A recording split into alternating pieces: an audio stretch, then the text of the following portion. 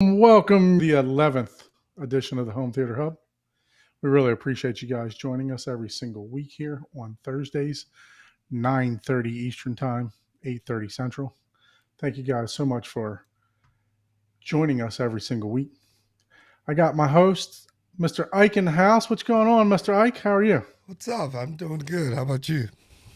Just feeling it through the week, right? I've been a little under the weather, so Oh, um, family's been under the weather. Wife is sick. Kid was oh, sick. Yeah, kid had to get some shots today too. So that's been fun. 4-year-old shots, So they wanted to spruce him up with like four of them today. So they thought he was a pincushion. So, oh. ooh, yeah.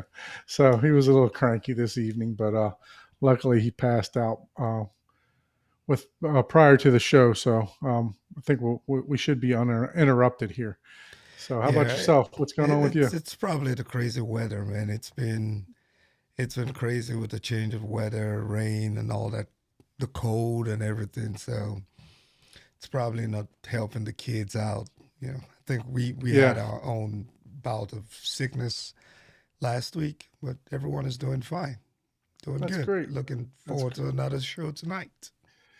Yes, sir. Yes, sir. Yes, sir. So, if you guys haven't subscribed to Ike's channel, please make sure to go ahead and subscribe to Easy HT Tech on YouTube.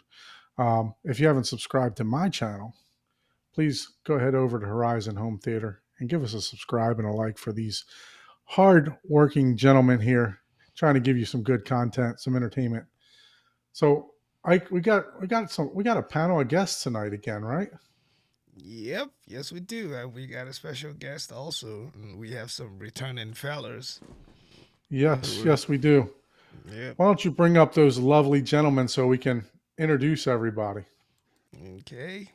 Yes, yes, yes. And everyone is So, live. so back for more punishment. We got Mr. Paul as usual. Yeah, what's going on, Paul? How are you, sir?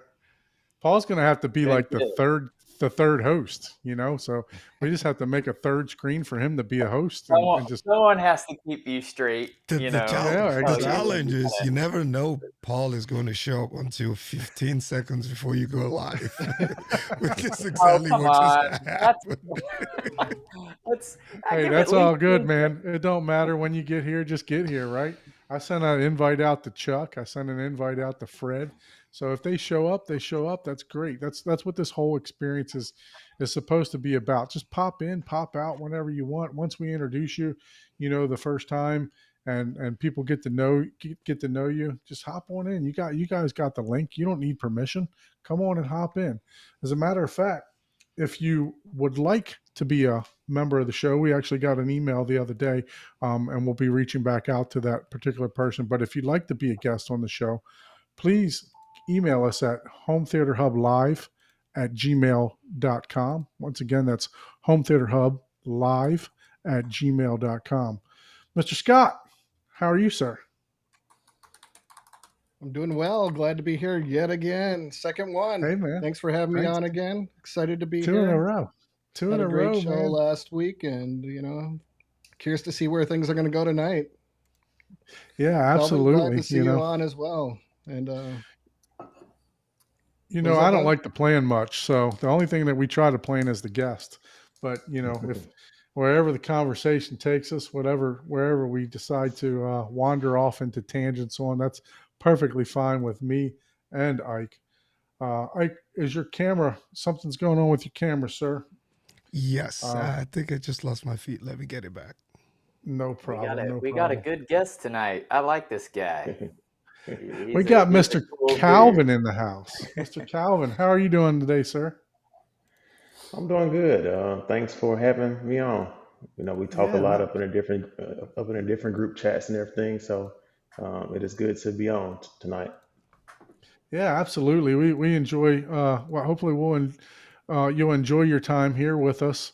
And we Calvin and all of us actually met in the Home Theater Hi-Fi after show. So please make sure that you or the Hi-Fi after show. Please make sure that you guys go ahead and subscribe over there to Chana, Joe and Tel, and Aaron's the Daily Hi-Fi Show over there. Make sure you subscribe to their channel and become a Patreon for the after show. It winds up becoming a chit chat session just like this, where we can talk about anything from kids being sick to audio, right? So, you know, Oh yes. but yeah, no. So Calvin, give us a little bit of back history about yourself. What put you into this hobby? How'd you get started? Well, growing up, I always enjoyed music. Town I'm from, just from the country, and I always enjoyed cars and having car systems. So, growing up when I was in school, ninth grade, 10th grade, 11th grade, we're, changing out radios, changing out speakers, subwoofers, everything. So I progressed and go to college and still doing a lot of the same stuff. As an adult, start doing a lot of the same stuff, but eventually it gets to a point to where nowadays cars are so good, they already sound like really, really good. Most of them that you buy now, and I don't, you don't really spend a whole bunch of time driving now. At least I don't. So it was just, well, what is the next way that I can be able to enjoy music like that? And so I dabbled into home theater starting, I think, like 2015, 2016, somewhere around there. So when I really first started to kind of dive into it. And it's funny because back then I went on AVS Forum, and my first post was something to the extent of, I'm trying to build a cheap system that is still really, really good, right? And so, of course, everybody came after me saying that, oh, see, you're already looking at it wrong, the cheap, cheap, this type of stuff. But I eventually found my way. At the time, Fry's, it was open, and I found some Polk speakers that were really, really good. At least I thought they were. And I built my first system, which was like a 5 channel setup. There was no type of like ceiling speakers or height speakers, and I really enjoyed it. I laughed because I had a little Polk sub. The room was small. The room was probably about I would say it was maybe 9 by 11 room. It was really small, and that one little Poke sub in that room with all of that room gain sound really, really good, to me. And so that was my start. And since then, I have learned a lot through various forums, YouTube videos, etc., and just taking a lot of knowledge I learned from the car world and using that within the home world, along with everything that I'm currently learning now. I think that car audio has brought a lot of us into this hobby. I know Paul that you kind of got your start that way, correct? I know that I did. I got into the whole sawing my back seat out and putting two 15-inch Rockford Fosgates going Hmm. right into the back of my head, Yep. and The then fanciest I went whenever I was younger with my home audio was I had a Panasonic quadraphonic sound system with an 8-track player. I did eventually get a CD player, but it was like one of those little portable ones with headphone jacks. But that was about as fancy as I got with home, but and that wasn't very fancy. But my car eventually had extant amps, and if anybody knows that brand, it was like one of the top tier. You had like resistor modules you placed in it to make it crossover different, right, instead of just doing dials and stuff like that. And then I had JL audio and double aught gauge, speaker wires, 185 amp. At the time, it seemed like a lot. 185 amp, like, or 220, something like that, cranking amp alternator that was rewound to be able to handle because you got to the point to where whenever your stereo was going, it could literally kill your car at stoplights because it was pulling too much amperage. yeah. It got that You had the that extra fun batteries when in the you get back and all that stuff, right? yeah. I didn't have but one. A lot of people had Okay. like rows of, and Hmm. the only reason I had that is for isolation whenever I was listening to it at parking lots or whatever, because you'd always show it off, and if you didn't have that, you weren't going home. You needed Yeah, that exactly. isolator because it took about, stereo would still play, but it would kill that car battery to where you wouldn't be able to start the engine. So, Hmm. Yeah, Not I had only the did two. everyone hear your stereo, but they saw the lights at the same yeah, time going to the beat. I saw Hmm. yes, yes. They were That was always dimming, right? Oh yeah, until they went Mhm. all the way off. That's I got to that point and I was like, oh, I didn't know You that ever was a thing. played you ever played your stereo so long in your car that your battery died, and you just Yep. get stuck there? I've done that Yeah. before, man. Oh yeah. It- Yep. Many, many days. Yep. yeah. Yeah, no, I've done that plenty of times. I had the two 15-inch Rockford Fosgates, and I had the Phoenix Gold amp. I put the Altex landing separates. I had like six tweeters and six eights in the doors, and then I had four or six 6x9s in the deck. I built where the seat was. I built like a platform for it and actually made like a box for the 6x9s.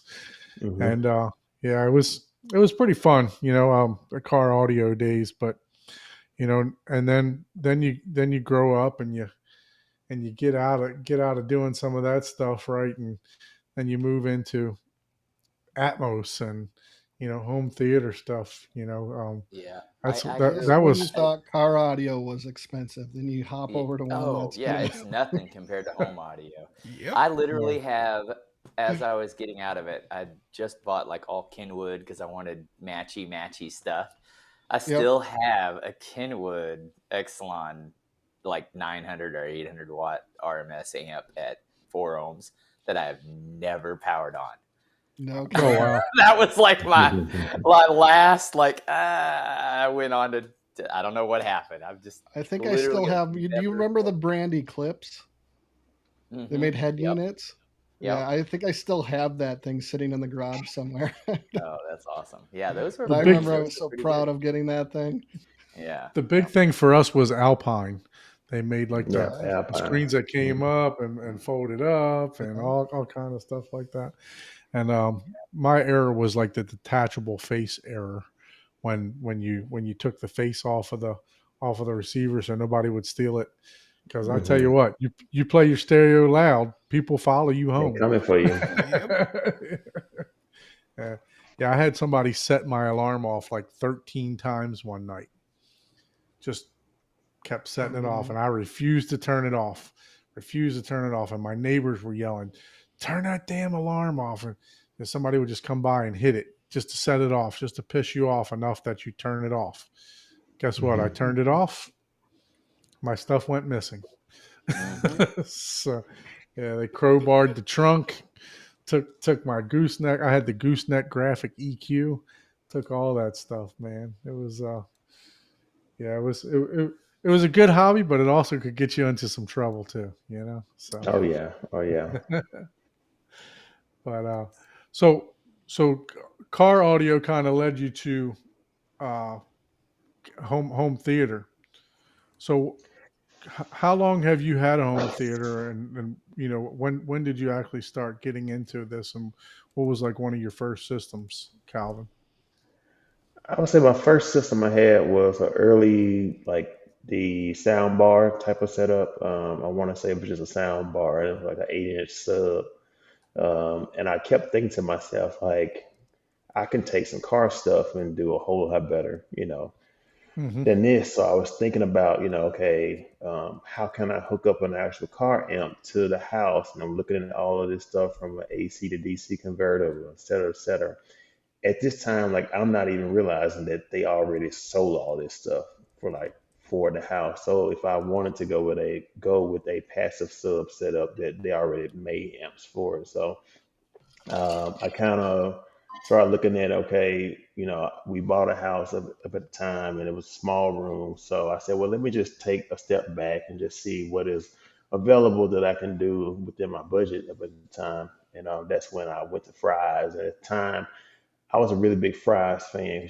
Fry's would send out that little newsletter every single week, and it would have all the deals they had going on for the week. And so that's when I found the forums, and they were saying, okay, you got to get an AV receiver as your processor, which would be the equivalent of like your radio if it was the hardware, right? So I was like, okay, well, let me get a receiver. So I got a receiver. And then from there, I bought two tower speakers that were from Fry's. And then on Craigslist, at the time, Craigslist was popular then. And so I went on Craigslist and I found my center channel and I found my surround setup. And I think all in, I was probably all in for what I felt like was a pretty good system, probably like $800, $900, somewhere around there. Yeah. And that system really, really did rock. And then I sold that house and moved into a apartment, maybe 3 or 4 years later, or right at 3 years later. And I took that same system with me, had a nice little living room set up. And that's when I started to hear about, Atmos, to kind of look into it. But at the time I was in an actual rental, so I didn't really want to go through trying to place things and like that, as far as that go into the rental. So we was gonna build a new house, and so I said, okay, this time I want to do just a purposely built room for the most part, as much as the builder would let you do, because it wasn't like a true custom home. There still were certain constraints and things that I would have liked to have done, but the builders, they're like, oh no, we can't do this, or we can't do stagger stuff because our guys just want to go in there. They want to put up they want to put up the studs and do, this, and this. So Right. some Right. things they were able to work with me on. Some things they were like, nah, we're not going to do that. We don't have time for it. So I was like, okay, well, I thought then, like, okay, well, I'm just going to get as much as I can get now, but maybe later on down the road, I can build a room the way that I really, really want to build it. So Yeah, that's from Texas there, builders for you, man. They're just difficult to work with, man. You got to get like a custom home builders to mhm, get any type of flexibility, man. yes. And so I was able to kind of come in. So since I was working from home, I would show up there like every day. I show up. So the electrician would be there wiring. I would talk to him and say, "Hey man, you mind doing this, and this for me? I can like pay you." Okay, cool. So I was able to get some things done outside of the building by working directly with, like with the actual sub. And so um, it took forever, like for the house to be built. We signed up in 2020, like November 2020, and we didn't break ground until like 8 months later or something. That was like some crazy figure, like 8 or 9 months later before they actually broke ground. And then from there, it took roughly another year and a half for them to build it. So it took right at 2 years to build it. And so Wow. the part that sucks about that is that I found one system that I said, okay, this is going to be the best system ever, right? It was a Miller and Kressel um, bed layer system, which I still have and I need to sell. But I bought that system and was like, okay, this is going to be it, right? Then I found Daily Hi-Fi, I found Aaron, I found measurements, I found this whole different world of, because up until then it was just looking at people on YouTube and hearing someone say, oh, that this sounds great, or someone on the Right. forum say, oh, that this sounds great, but not really knowing what does this sound great. And what I realized was that a lot of people, this is what sounds great, just translates to how much something costs.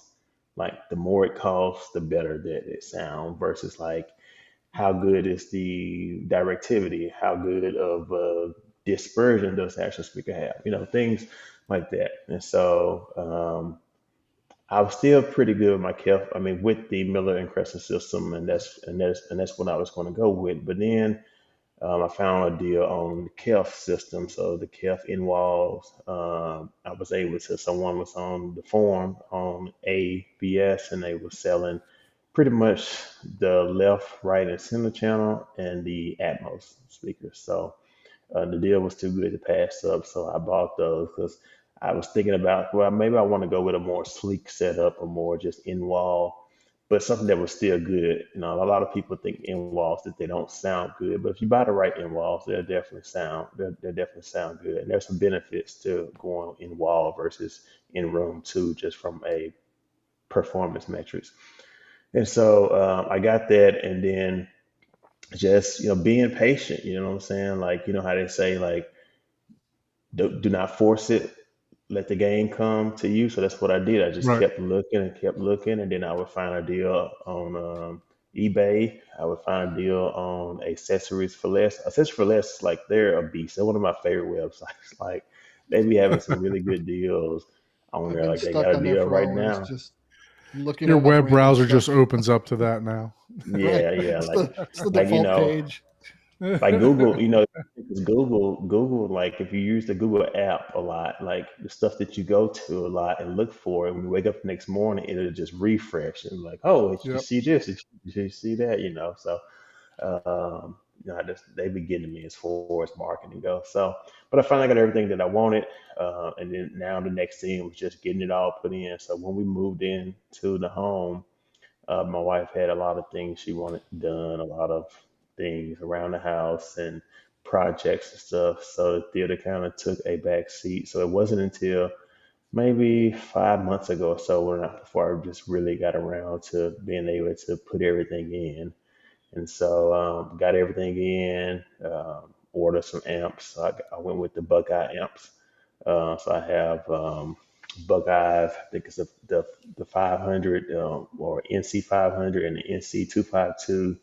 So the NC 500 puts out at 4 ohms like 450 watts, and at 8 ohms like 250, somewhere around Did there. you do And the the two, Purify modules for those? The Purify modules? no, I think it's called the NC, if I'm not mistaken. I think yeah, Yeah. like it's just their base module because I mean, the Senate and everything is really good with those two, and I'm not like pushing speakers that need a ton of current, and I'm Hmm. not trying to, I feel like if it was a pure two-channel setup, and maybe if I had like some Kef reference speakers or some Blaze or something, then yeah, maybe I would go for an amp like that. But in an Atmos or in a, surround system, I don't think that you have to really go to that level. But I don't Right. knock anybody who does because I mean the prices that Buckeye have are extremely reasonable Hmm. compared to the market for those same type of products, same modules. So I've Yeah, been extremely. I just watched them. I forgot which channel it was on. Might have been Friday, one of the Friday nights on the Living with Scott and Cat channel. Mhm. He had the guy from Buckeye, and I mean, man, I just a one man show. Well, a Yeah. one man show Like putting Dylan everything or something together. like that, isn't his name? Yeah, Dylan? yeah. So Dylan? Mhm. he's got me really looking at those amplifiers that he's putting out because like I mean I have the Emotiva DR3 and the 5 and the 7 to run mine, and I am looking for something with a little less with a lower noise floor, and Mhm. I have the Lindorf processor, and I was thinking about matching it up because the MX8 is now for sale. They've announced this like 2 years ago that it was coming out, and the thing runs so efficient that there's no fans inside of it. There's Mhm. not one fan. And I was reading on the website what type of they use the Purify modules. So the Buckeyes using the same exact thing as Lindorf is using, if I'm not mistaken. Just from what I read, I could be incorrect, but from what I understand, they're using the Purify modules. So, you know, that's what made me ask you about those modules. I'm starting to really dive into these Buckeye amps a little bit. So I think you got yourself a good buy there. A good product. Chuck, you welcome to the show. Welcome to the show, Chuck. How are you? Good, good. How you guys doing? Thanks for Oh, joining us again. Appreciate you. no Good to problem. see you on I here. have those Buckeye You amps too, actually. yeah, that's And what he I has, was going to like go you to you said, he about. has the NC. I think he has the 502s and the 552s, and then he also has the Purify. So you can choose, and Mhm. also you can put different. Like I got two 8-channel ones. One of my 8 channels, I have the four higher current modules. Like, I'm not sure if they're 350 or 350 watts per channel. And then the other four in the same box are the 150 per channel. So your front stage can run on 3 of them, and the other, Nice. the other channels can run on the lesser current. And it's not a big difference in price. I think it's like an extra $100 to get Hmm. the 4 higher current modules put in there. You can't beat that. Yeah, a So lot of his stuff, like for instance, a lot of like his purify model. I want to say that a two-channel purifier is probably around. I think it may be around 1,100, 1,200 bucks somewhere around there. There are a lot of people, a lot of companies that are charging like $3,000, $4,000 for the exact same thing. The case may look different. It may be a little bit fancier. It may have a name by it, but it's the same thing. So it's like, right, unless I understand a lot of people, they like to show their stuff, their equipment. And there's nothing wrong with that. But I feel like in my case, like all of my stuff is in a closet. So it's like, I mean, no one performance over that look, and I like that it has just um, a really sleek look to it. So Yeah, the Encore is the baseline, which is it is a really good product. right, right. Yeah, and even he said, on that interview, that look, you don't necessarily have to go to these purifies. They're just above and beyond. He said Hmm. the other ones will definitely perform just as well. But if you just looking for the absolute best that he offers, to go with the purify. So It's I'm a big fan interesting. of Oh, go ahead, Don. I'm I'm a big fan of what he's doing over there. Running this out of his house. I'd love to have him on the show, kind of just to talk about the amps, because I know um, a lot of people are, switching their amplifiers and going to this type of amplifier. Scott, that can you pull that back up one more time, Ike? I think Yep. there's a HypeX Yeah. So I was just module in bringing there. that up. Yeah, so the Encore has Hypex modules. The Encore X is the latest. So that's Hypex version of the Purify. Essentially, they're trying to compete with the Purify when it comes to an actual noise floor, current, Synad, all of that kind of stuff. So if you wanted to go for the best of the best, you can either go with the Hypex N Core X or the Purify module. Sorry, I switched that. I was trying to get to this because there's actually some news that Scott made me aware of that he's going to speak on about HypeX. Can you share my screen again? Scott, what was this that you saw about HypeX here? So it looks like Hypex and Nan Technologies, I believe the name is. It looks like they've kind of partnered up and have created a new module, the NCX 500, and they call it an OEM module. So maybe we'll start seeing this in some of the amplifiers coming up. Um, the supposedly it's going to appear in Barcelona. The HypeX team is supposed to give more details about it at that time, but it looks like it's going to be this module can be used as a 4x250 or 2x500 watt, and then it can do what's called a parallel bridge tied load and do a 1x1000 watt. So, and it can drive Wow. anywhere between a 2 ohm, 4 ohm, 8 ohm, and even like the high voltage commercial speakers. So it's kind of interesting news, and I'll be curious to see who potentially integrates that into their new amplifiers for home theater. I wonder if you'd be able to power this on a subwoofer 1,000 watts. Yeah, that's crazy, man. I would assume Yeah. that is probably what that is for, or some kind Right. of commercial application. Hmm. Yeah, that looks interesting. Um, And it can go down to 2 ohms. New technology coming out. So thanks for bringing that them, right? Because I had a system set up in my in my living room, so I used them at that time, but um, not not as much as one should have been using them for the past 3 years, Paul. As you know, the theater's still not done yet, but but I am making progress. I'm making some. Ready to Quickly chime in, though, but he I froze. know I had to cut him off. Yeah, we you are can't. done. You can cut me off, but I'll always come back like a splinter. It's just Speaking of, amazing how quick the amplifier technology in the Class D digital world is kind of coming along. Or those highly efficient modules. It's definitely changed the game in home theater. That's for sure. yeah, definitely. I'm pretty sure Ryan's gonna end up with that new module. Yeah, probably Yep. so. You're right. You're right. You know, It might come out early enough for Dawn to also integrate it into the home theater. So it very well could. It very well could. I'm definitely looking. I'm going to do it different this time because, like I said, I have the DR3.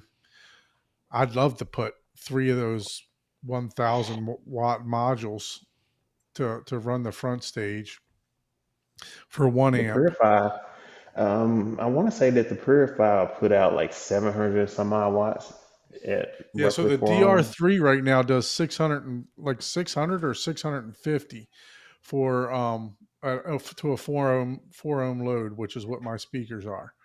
So it'll look, wattage isn't everything, because Mhm, for every 3 dB you got to double it, right? You got to double the mhm. wattage. So I mean, if you're at 300 watts, just to get 3 more dB, you need to go to 600 watts. You know what I'm saying? So it's it can fool you, the wattage very easily because it's incrementals and you doubling Yeah, for 3 yeah, dB louder. yeah. The higher you go, the more you need to increase. Like because Hmm. with subs, especially with big subs that can take a whole bunch of power, if I'm at 2,000 watts, I'm at whatever I'm at. Let's say I'm at 115 dB or 120 some dBs.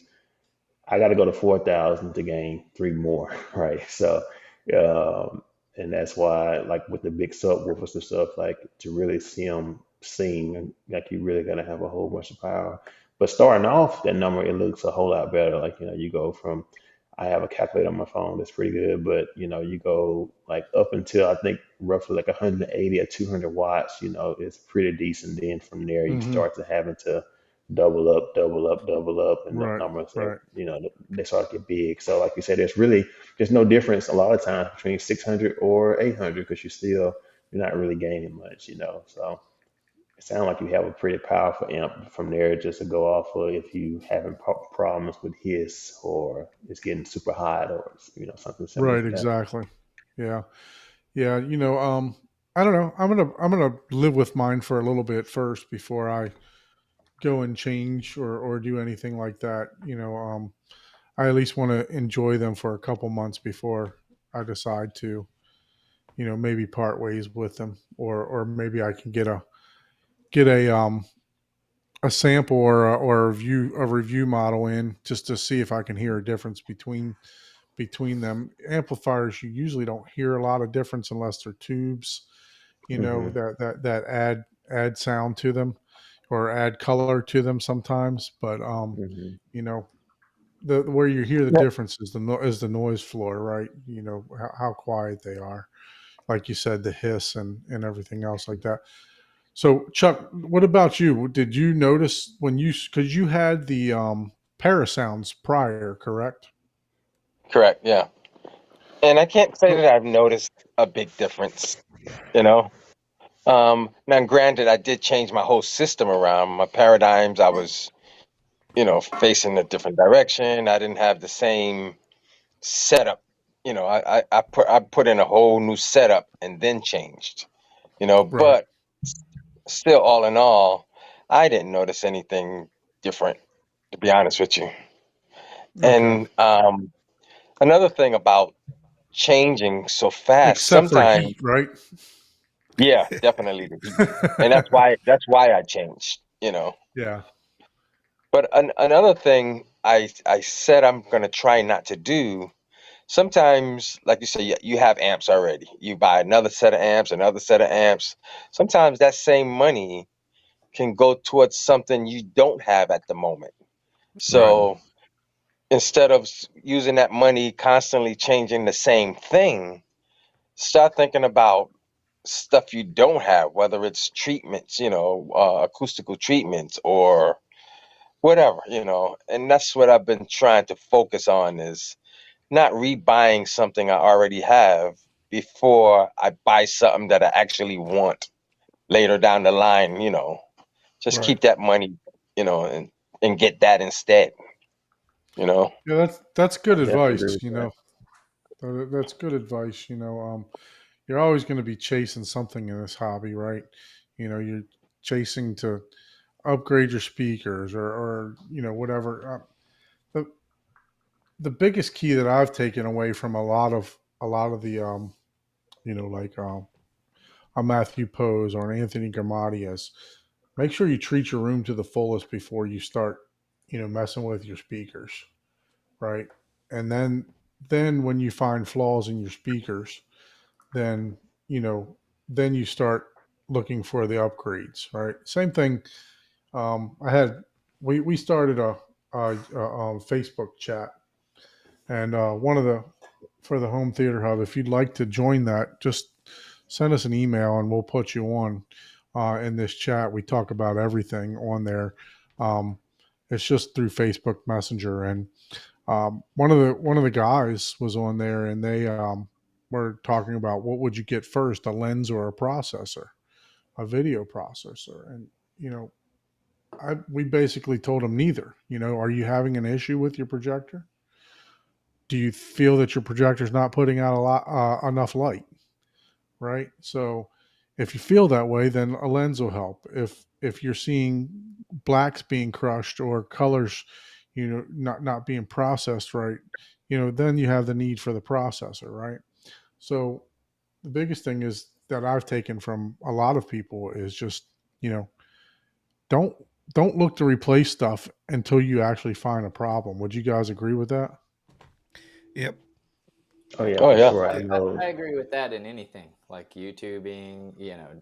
People want to go out and spend like, oh, I can't do that because I don't have $10,000 to buy on a camera or whatever. It's like, Right. dude, just start doing it with your phone.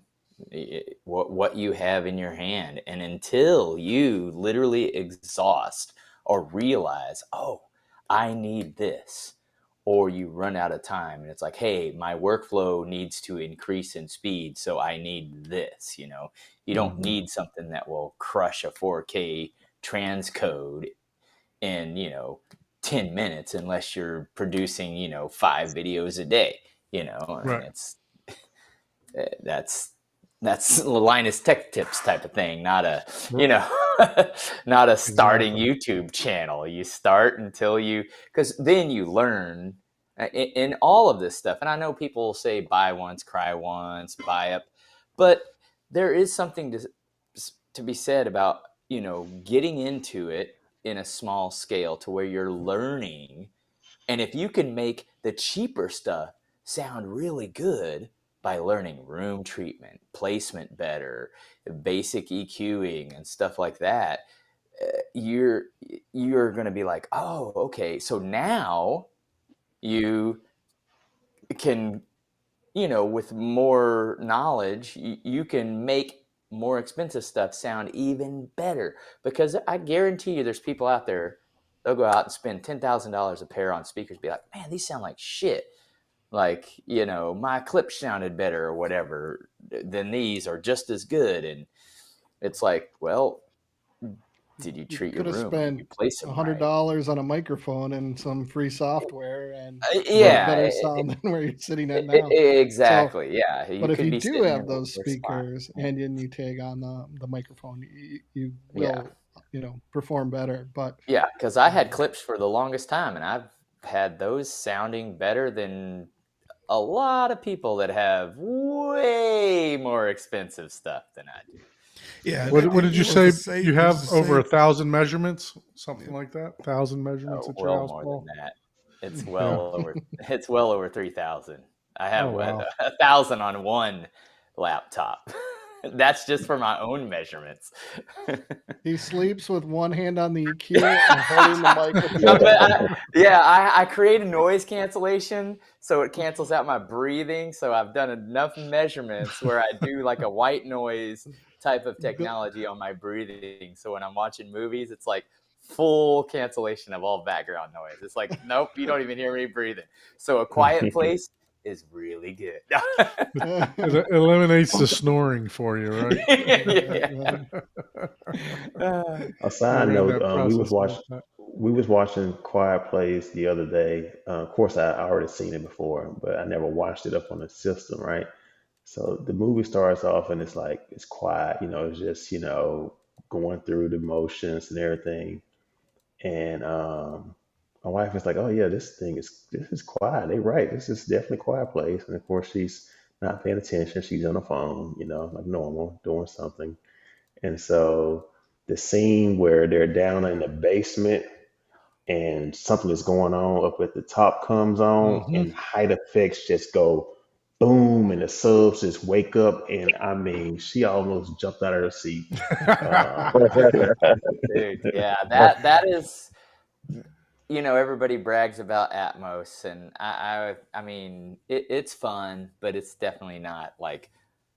There's very few movies that I really notice, like, oh wow, it's like, oh shit, like that was something.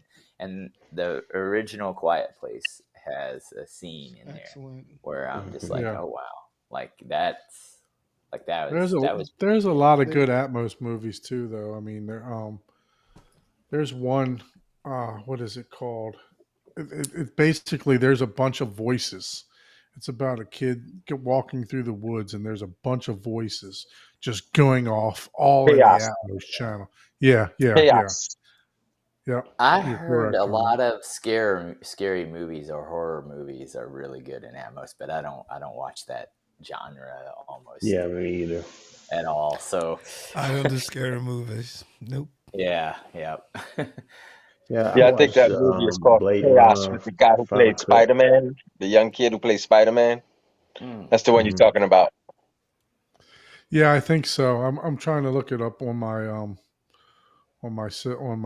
collider because I have the way I have my thing set up is this is actually going to be a good segue to this too, because for my K word that the system that I have. I have all the demo material on there, right? And then I just because I only have a 6 terabyte, the Strato S, and I have all the demo material on there, and then I cycle through the movies that I want to that I purchase, and that way I'm not having to buy like a massive server. I think I got more movies that are on the cloud right now than I actually have on my system, which is fine. Is that the sing along edition, Paul? Hell yeah, man! Comes that's with both. that could be Man, next week's if next week's you ain't show. singing Just sing along, along. you ain't no fun, and I don't want to hang with you. That's all I gotta say. I missed that because I was looking for this darn movie title. Oh Oh, look, boy. I was Oh showing boy. off the 2 latest movies that I. Oh, What's okay. that? Got Troll? the That's a There's trolls. a cartoon? couple that Yeah. Well, as I was I'll have to scrolling through back Yeah, them this, like up a on my different. cold storage somewhere. I think I'm looking at it somewhere on here. My cold storage. as I was scrolling through this, looking, I saw that Migration came out, so I had to press purchase on that. If you guys haven't seen that, that's an excellent kids movie, and the 3D in that. If they come out with a 3D version, it's going to be great. So the 3D in the theater was fantastic. There was a lot of scenes flying right at you. So yeah, if you haven't seen that movie, pick it up. It's a good movie for kids. So well, Is it a I couldn't cartoon? find. Yeah, it's a cartoon movie. Yep, kids movie. So I couldn't find the. I think it's like Chaos Walking or something like that. I can't find it right now, I but heard it's got me someone say, distracted. and I have never heard of this movie, but I heard someone say that Roma was really good with Atmos. I heard Have it that as has well, actually, yeah. and I don't What even is it? remember what the I movie don't is even know about. what it's about, but it Yeah, just I've heard the everyone, same there was thing, multiple people saying, "Did you watch Roma? It's really good with and I'm Atmos." like, I'm like, "What's Roma? Like, what's that? I I'm don't even gonna know what that look. is." I'm gonna look. But yeah, I heard that it was. I heard that one. Yeah, that's just it. I heard it was really good. Like, and I was like, What is that?" And I think I looked at it and I was like, "Oh, eh, eh." But I Yeah. don't It's So remember. about a some of this house leads me keeper. to a question that I had. We've had a hot topic in our Facebook chat, and it's been about a NOS, buying a NOS, buying drives, and storing all your physical media. So we had one gentleman. I'm not going to name any names or whatever, but we had one gentleman go and buy like the Mac Daddy of a QNAP, and this thing was like $2,000. It's got what 16 bays or something like that. I don't know. And then it had three. Then it had three bays just for the smaller SATA drives, and it 12 was bays, 4 bays for SSD. yeah. So Yeah. 16 total bays, right? And it got me thinking, right? Because look, these drives aren't cheap. If you're going to get a 20 gig drive, right now, you're probably going to spend somewhere around. I think somebody sent me a link saying that like almost $600 for two of them, right? Or maybe it was $500 for two of them. So by the time you add, you know, $500 for two drives, and you got 12 bays, so you need six. That's $3,000 just for that, right? And then you got another $2,000 just for the NOS, right? So now you're up to $5,000 for to be able to store. Yeah, and look, you got a shit ton of storage right after that, right? I understand that, but is this the right direction? That's my question to you guys. Is this the right direction to go, knowing that physical media, in my opinion, is fizzling out? Scott, what do you think about that? Do you feel that this is the right direction to go at the time, or is it still? Are we still far off from the I physical think we're media still pretty disappearing? far off for them completely killing off physical media. However, we'll probably see a reduction in the availability to obtain it easily. And you're not going to be able to go down to your local Best Buy, as we all already know. They're pulling them from the shelves. But I believe that, online Amazon, online Walmart are still going to have a fairly decent collection. And it seemed right around Christmas time, right around Oppenheimer, there was another push for physical media.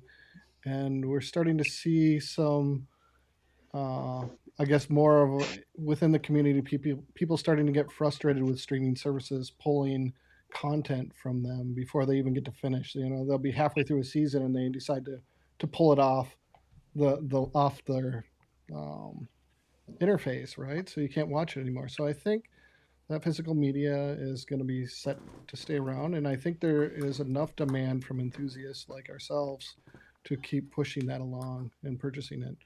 There are Yeah. some alternatives, as we all know. There's Kaleidoscope, and you do have, like Movies Anywhere and Apple TV and things like that.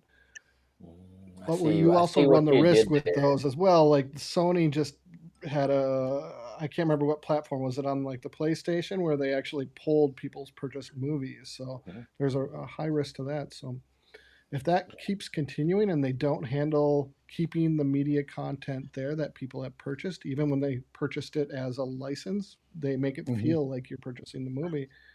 If they don't keep it present and they pull that away, they're going to drive more people back towards physical media. Now, it's way more convenient to have a streaming service provide it all.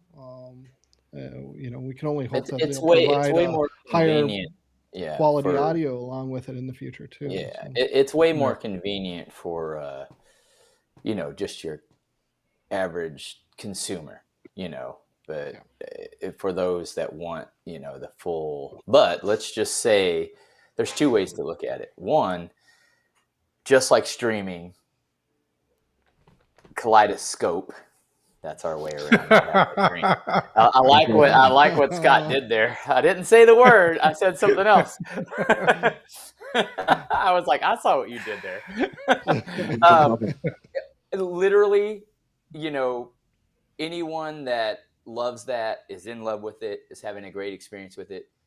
That's amazing until they get bought out or someone buys them and just removes that all for whatever reason. And that is a big possibility. And sure, people will be like, oh, well, I can back up all my movies. Well, then you have to have 130 terabyte Terra server from them, which is not $4,000 like our friend bought. It is literally 10 times more. That's a lot more money. But at the same time, physical media, I think, will still be a thing. I think is what the industry, as far as the copyright industry, what their biggest concern is for this, because they feel like they're losing money, when in reality, the back end scene of all these pirators and stuff like that, they are actually driving more sales than not, because most people, they're not going to be committed. They're not going to be collecting. Your average consumer is just going to watch what's on. They don't care. They're watching, Love Island. They don't care about your. Sure, they may go to the movies. They may watch it if someone else buys it. But that someone else that buys it, the collector, the people that still buy movies today, those people are still going to buy media. And as soon as they come up with, which I don't know if they will, but it's possible that they'll come up with another media source, like an SD card that has a serial number with a new algorithm that you can't copy, or something like that. That could also be possible. Or let's just say they get rid of physical media altogether. Then each company that makes movies, they'll have their own, hey, I sell you my movie, you have to provide your own storage. Here's a digital encrypted copy. You just have to have this device to decrypt my movies, type of deal. And we download each in decryption. And so you'll still have to, have to have storage for movies. But at the same time, they could literally, say, hey, everybody's getting 10 gig fiber. It's all streaming. But to Scott's point, that if you don't commit to something like a series or whatever, you're going to lose your audience. You're going to be jumping left to right to, one day Netflix is most popular, next day Hulu is most popular, then Discovery, then the next. You're going to have, series chasers, sure, but they're not in it for that. They want all the consumers all the time, the corporations. They don't care about anything else except for the numbers. The number. I know, right? I only subscribe to Hulu when there's a particular show I want to watch. And once the season is over, I cancel my subscription. So it kind of makes me wonder. So would you rather have people go out and buy 10 different discs for 10 different movies versus paying $15 every month and watching the same 15 movies? So I think. Go ahead, Chuck. I was going to say, I just, through Don, I'm purchasing the Kscape. And I think you can use both as far as Kscape and your storage, and just be selective on which ones you buy on the Kscape. But I also I think physical media the prices are skyrocketing at these local stores. That's another thing too. That's another thing. Whereas Kscape is giving you more sales. more opportunity to buy these movies at cheaper prices. Where to me, maybe Best Buy knew they were going out of business, so maybe that's why they wasn't putting them on sale like they normally, or their prices are always higher than Walmart by Hmm. $5. Somebody mentioned on here on the chat about a good Atmos mix being Gravity, right? Think about that Diamond Lux edition, right? If you Can't try to find that buy that anywhere, right man. now, it's $200 on eBay, right? Because they're you can't find it, right? They're not producing it. I've been trying to The, find it and I can't find Yeah, it. if I saw it on yeah, eBay for I 200 Kaleidoscape, have bucks, it. I'll pay for it. I have the Kaleidos, deluxe edition. yeah. So Kaleidoscape, it comes with the Atmos mix, right? I'm gonna say it. I'll drink. What the hell? It comes with the it comes with the Atmos edition for like $20, right? So Hmm. as you mentioned, Chuck, you know, as these big department stores stop carrying physical media and they're being put out by these niche people that are upscaling 4K like Arrow and all the other niche Criterion. companies, yeah, Criterion, that's what's going to drive the price up because of the limited content, right? The limited number of copies out there in the wild that you can just go pick up. So, it is a big debate for me. Do I want to? Yeah. Somebody asked me the other day, do I want to? Is it something I want to invest in? And I'm like, okay, I think I'm going to invest in more storage for the Kaleidoscape rather than storage for the my as a NAS. I run all my stuff on a dongle with 7 different drives. Yes, those drives can fail and this and that and everything else, but I do have cold storage for a lot of them. So, if a drive were to fail, I'd be able to replace those files that I've spent. I think I have like 1,800 movies ripped right now. So I've spent a lot of time ripping and doing everything. So how about you, Calvin? What is most of your collection right now? Do you have a digital form of collection, or is it all physical? Right now, it is all physical. I was able to get some really good deals during the Thanksgiving holidays from Best Buy. I think I bought probably like 30 some movies. And all of them mostly was at like $10, $12, Right. $8, like off really good stuff. But like Chuck was saying, a lot of those prices they have went up now to where they're like, back at the normal prices. And I think that it's the way I look at it is that when as physical media becomes more like a monopoly, so I feel like Walmart is going to keep selling it, and then I think Walmart's been buying up people as Yeah. far as rights to sell.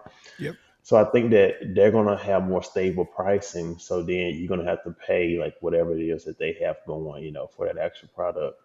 But even if sales start to drop and physical media does go away, I think that'd be more incentive for companies like Apple and other people who are digital to give you more bandwidth, right? To give you a greater Atmos mix. And I think that those different movie houses are going to be pushing them to say, hey, I want this experience to be similar to what my customers would normally have gotten if it was on DVD. And so, or they may give you an option like they have now with Netflix or wherever, where you have this one plan, it's this cost. If you want the Atmos, it's going to be this cost. Or maybe they come out with a higher tier where if you want, DVD quality, DVD, bandwidth movies, you got to pay extra $5 a month or something like that.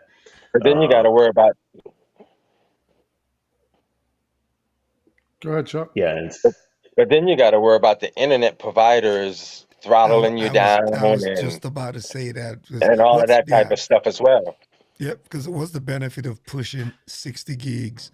If AT&T is gonna be like, Uh, nope. I think we had this discussion with Don and his 10 gig internet, Yep. which is 5 gig. great. I'm jealous of 5 gig. Yeah, I am jealous of 5 gig, but in reality, right now, there's several things. One, how many devices do you have that have 5 gig interfaces? Two, even let's say you do have all of that, how many people or other end devices, even Google or anything besides your speed tests, how many, services or sites are actually providing 5 gig to you.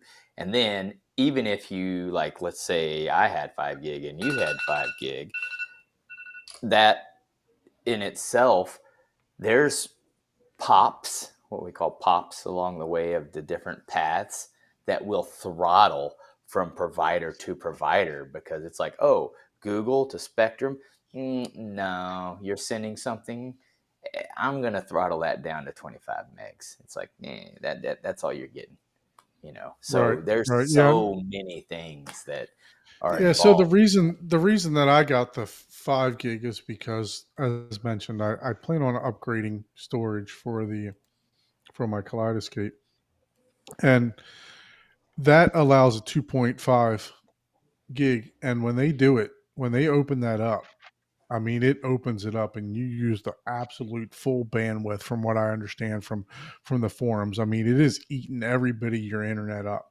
So if I'm downloading something, right now I have 2 ISPs in my house, and I plan on getting rid of Comcast. I have Xfinity.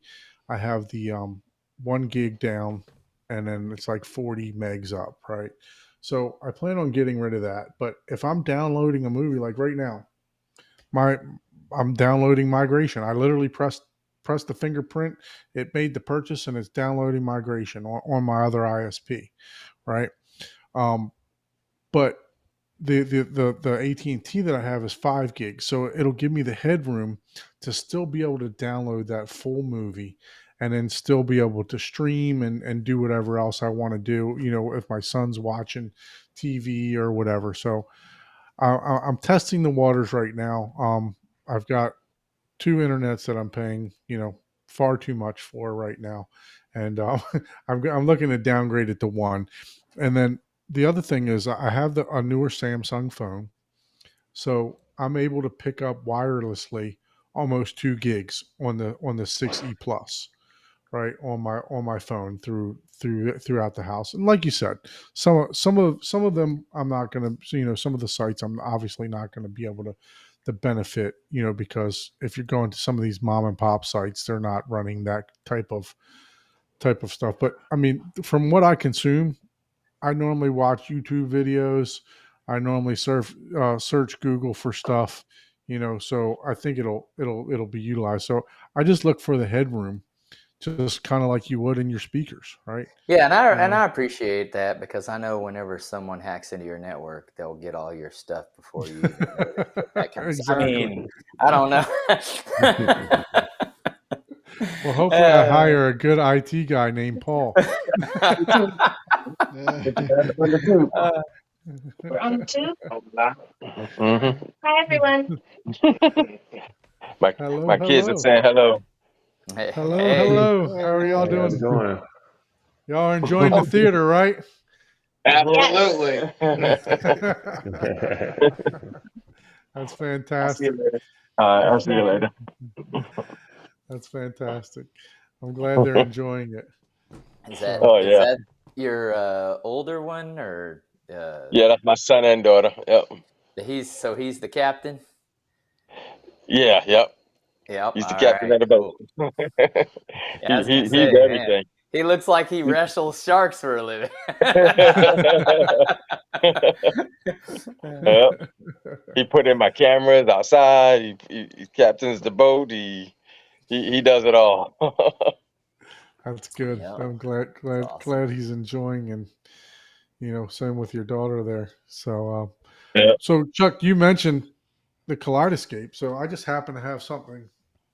Hey, drink up, I just buddy. got Drink, just drink, have some- drink we're up. gonna be drunk tonight. Yeah, I was gonna say that's that. I just Did he happen to say the have Oh word? yeah. Did he say the a word? box here.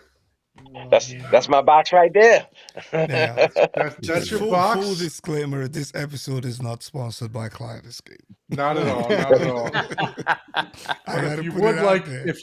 if you would like to purchase a Kaleidoscape, please reach out to us. There's I only hope they one do. You want to person. pay Well, double there's the only price. two people Get a right hold on of the Don. show that owns that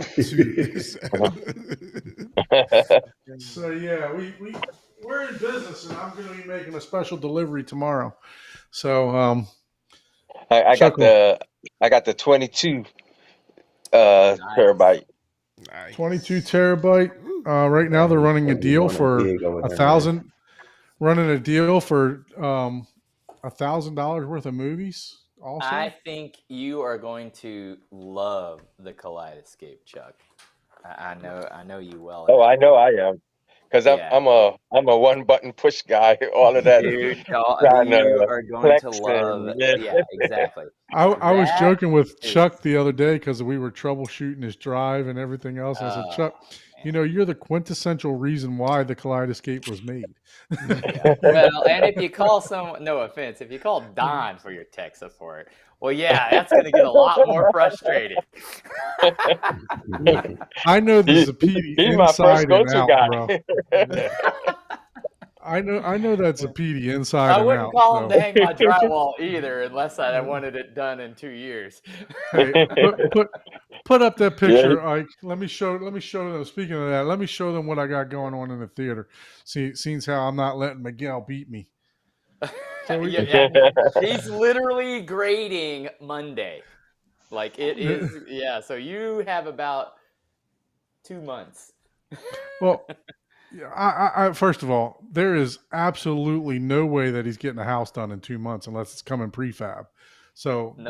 there's I can't even. say it live publicly. I'll be willing to bet you when I beat you in Kansas City, a nice bar tab out that house will not be done in 2 months.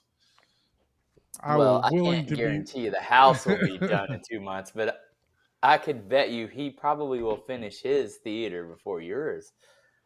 I can bet you that.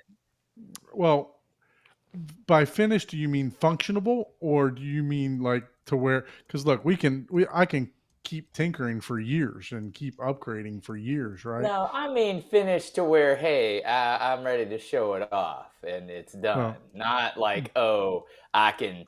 There's no paint on the wall. Drywall, as you can see, it is coming up. This drywall. So I've gotten all this underside done. I literally have like 3 more pieces of this to hang. Funny story about this. It got cold in Florida, right? When? It got cold. It got cold in Florida Saturday. Or Sunday morning, it dropped down into like the low 50s. That's real cold, right? But so I don't run my heat or anything like that. I refuse to run the heat. The wife hates it, you know. But it got cold, and I walked into the theater, and I'm like, I finally broke down, and I turned the heat on for my wife, and I'm like, why is it so cold in this room? Well, I look up, and this AC vent, heater, whatever type of vent you want to call it, heater vent, AC vent, it wasn't there. And I'm like, oh shit, I forgot to cut the AC vent out. That's amazing. You know, you really would have noticed that in the summer in Florida. Oh yeah, definitely. You're lucky it was while it was cold, because you saying cold is probably what, 70 degrees? Yeah, or so maybe 50. the bad part about it is I was sweating my you know what's off the day before because it was hot as you know what in there. Your labia lips? No, I don't know what you were saying. You can go ahead and stop sharing. But yeah, no, I was like, man, why is it so hot in here? Why is it so cold? I opened the door and cranked the AC way down the day before just to try to get some cool air in there. And then the next day, this cold front comes through. And I'm from Baltimore, so this stuff doesn't bother me. My wife's from Brazil, so she's used to the warm weather, and they've lived down here in Miami for quite some time. So they're definitely used to it. But yeah, no, I walked in and I'm like, what a stupid ass, right? I just bumped.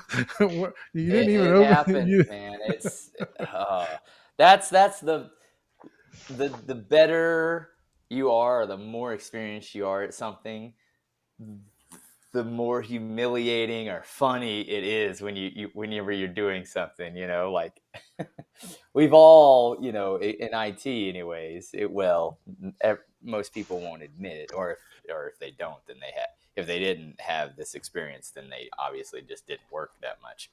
We've all been out there trying to figure out, why the hell isn't this working? It's like, oh, it's unplugged. God. You're like, are you serious? I think it's the mindset of it. That is too easy to be the problem. Yeah. The more experience you get, it's like you go into the super complex things, and you're just totally forgetting the most simple things. So you do have to, rule number 2 is apply rule number 1, which is trust no one and believe nothing. You got to apply that rule I've done to that yourself. I've done that getting ready for this show. I'm like, why is my camera not working? What's going on? Why is and you're like, why is it not working? I'm unplugging stuff. Let me check all the settings, and then you're hey, why didn't you turn it on? You could look at the epic fail I had last week trying to show off the theater stuff and testing it all, and it worked fine beforehand, and then when we flipped to live, everything went downhill from there. Your gimbal looked like it was a flopping fish there for a little while. It was all over the place. So Calvin, what you got going on over there in that theater? Give me a little bit of background about your theater. What's the dimensions? What's what are you working with over there? The room is right at 14 feet wide, 17 feet long, and 12 feet high. But it's more of like one of those. It's like a vaulted ceiling, but it's not like a straight triangle. It's kind of like it comes up. And then once it gets to a certain point, it kind of squares off, and then it gets flat. So it's on the second floor. So a lot of tactile feel. Okay, that's what I was just going to ask. Yeah. Yeah, it's a lot of tactile feel, but of course that tactile feel goes all throughout the house. So that's the only downside, I guess, from being upstairs. And I don't know, my first home, I liked it a lot because it was on the first floor. So I feel like we used it more, like where it's now. We still use it, but it's like you got to go upstairs versus just being just right there. So is your master upstairs, or is this like a bonus room area? How's your house set up? So the master's downstairs. So we have a master and another bedroom that's downstairs, and then upstairs we have 2 bedrooms and the media room, media/theater room. Yeah. So if you're like me, I have 2 rooms upstairs that I've been here for 3 years. No, actually, I've been here for 4 years now. And I think I've stepped foot in those 2 rooms maybe twice. So, the good news is my master is upstairs. So it forces me to go upstairs. So I understand what you're saying about, the convenience of having it on the same floor as everything else. So. Yeah, Crosson, that is kind of funny. I went down the whole rabbit hole of master bedroom, but that's more of a I know. I was like, is your master downstairs? And I was like, that's more of a Texas thing, South thing. I still use it. I'm like, okay, hey, whatever. Hey, I guess we can call it the governor's bedroom. I wasn't even trying to take it there, gentlemen. Yeah, well, I was, it's politically. Well, there's this whole thing where a lot of builders are stopped calling it master, they call it something else. I can't remember what they call it. Really? Something stupid though. Mm-hmm. Yes, no, Just leave that seriously. master. If you get a blueprint, it will not say the word master bedroom on it anymore. Oh, wow. That's a new one. It's news to me. Yeah, no idea. Yeah, I don't even know what they would call it. Yeah, I know, Chuck. You're in the building industry, and you're like, wait, main bedroom. It's something like that. Yeah, pretty much. Main Main. How did we go left field like this? I have no clue.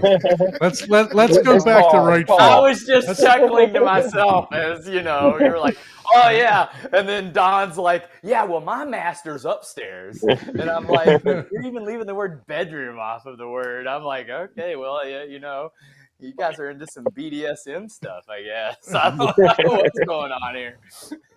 Hey, you're the only one with the ball gag down in your basement from me a couple episodes ago. No, so you got 12-foot ceilings. What type of setup do you have? Are you running short throw projector, long throw projector, screen size? I have a Sony 295 ES, which is real similar to the projector, the same one that Ike has. It's just the older one. I got it a few years ago from Best Buy. They was having a clearance sale on their demo units and some other units.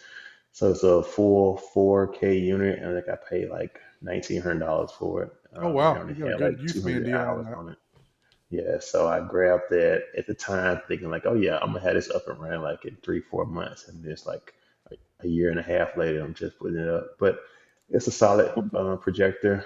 It doesn't have lens memory or anything like that, so I went with a 16:9 screen instead of going with the CinemaScope screen, and I'm glad I Okay. did. I mean, I obsessed over this for so long, whether to go CinemaScope or whether to go 6:9. We talked about it in the after show. I did all this research and just looked. I heard enough of just get the biggest 16:9 you possibly get, and your CineScope is gonna still be large, you know. Exactly. And then from there, I went down the rabbit hole again, overthinking things and thinking, okay, I'm gonna go 16:9. Now I'm gonna have these black bars. I need to build a Mad VR or buy a Mad VR or get a lens. I'm looking at lens. I'm doing all this stuff before I even put the theater together, right? Just spending Hmm. all this time just, looking at all these different things. And then I put it together. It's like I don't even No, we I lost think your I audio think there. we lost it. Oh, I I thought it think we was me. I lost was your like, oh audio, man, did my Kelvin. internet, Yeah, I started. did my 5 gig internet drop out? We lost your audio, Kelvin. You're Kelvin. on mute. You're on mute, Kelvin. We lost I don't your think you audio can hear for us some reason. either. We lost your audio. Let me see if I can. Yeah, I think he mute. No, he's not on mute. I wonder why we lost his audio. Yeah, Oh, is he that- using He was using AirPods. yeah, he probably doesn't hear us. We lost your audio. Yeah. We lost. Oh, Let me see if I can. text him, dog. Hide his I'm video texting so now. he knows. Hide his video so he knows that he's not.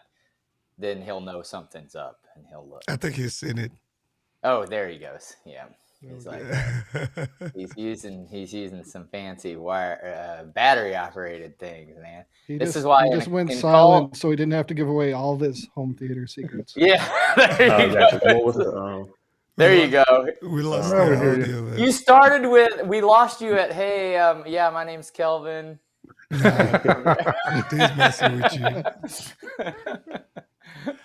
No, so you were talking about going 16:9 and like you've heard just get the biggest screen possible, and you were yes. going down that rabbit hole of do you buy a processor, do you buy a lens to go along Mhm. with it? So that's where you left off. That's why we like Gotcha. this show, because look, anything can happen. We're gonna adapt and keep moving on. So but that's where you were. So That's good I agree memory with you. recall. I agree with you on that. It shows I was actually paying attention this time, right? That I agree with you on that.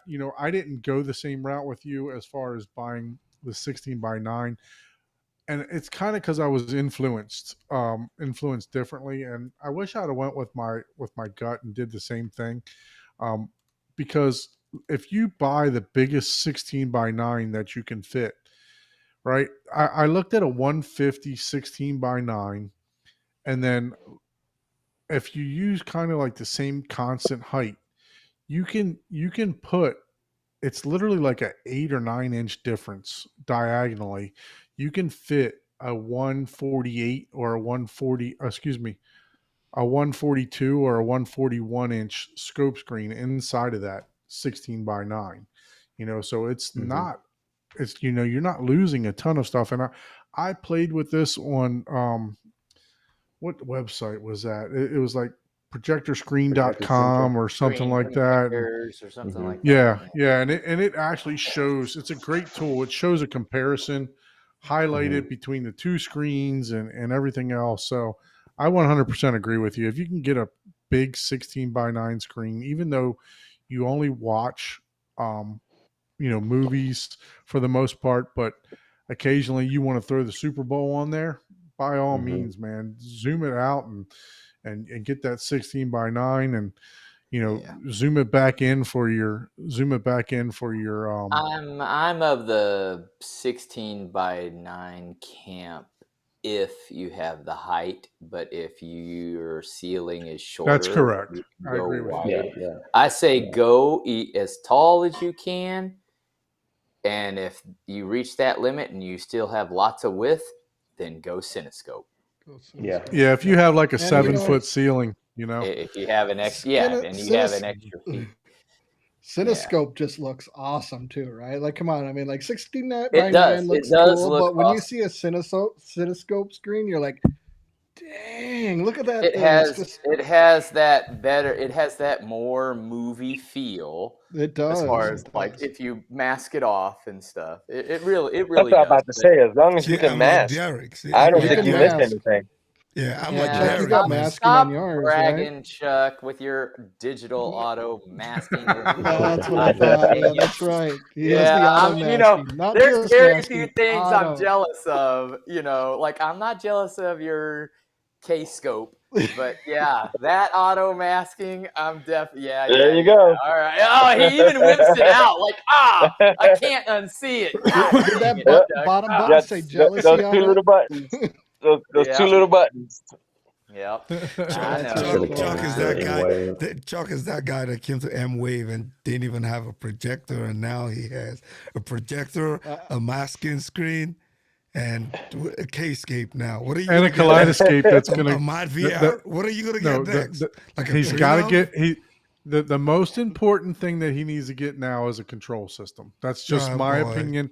So that Oh. all Yeah. of it can be automated for him. I believe that's Oh, the I was most literally important going to thing. say that. I was going to say now he needs some sort of control system to where Mhm. it'll Yep. automatically mask and stuff depending on the content Yeah. that you watch. Yeah, And that was my comment Comment. about Beefy. not buying a second processor, or you got to keep progressing with that next thing. And that is know next what? for me. Like for like a lot of the naysayer, and I'm in that camp usually. Well, I am perceived as being in that camp. A lot of people with your higher end gear, there's a few people that will, if you don't have it, you're not having a good experience, which just absolutely isn't true.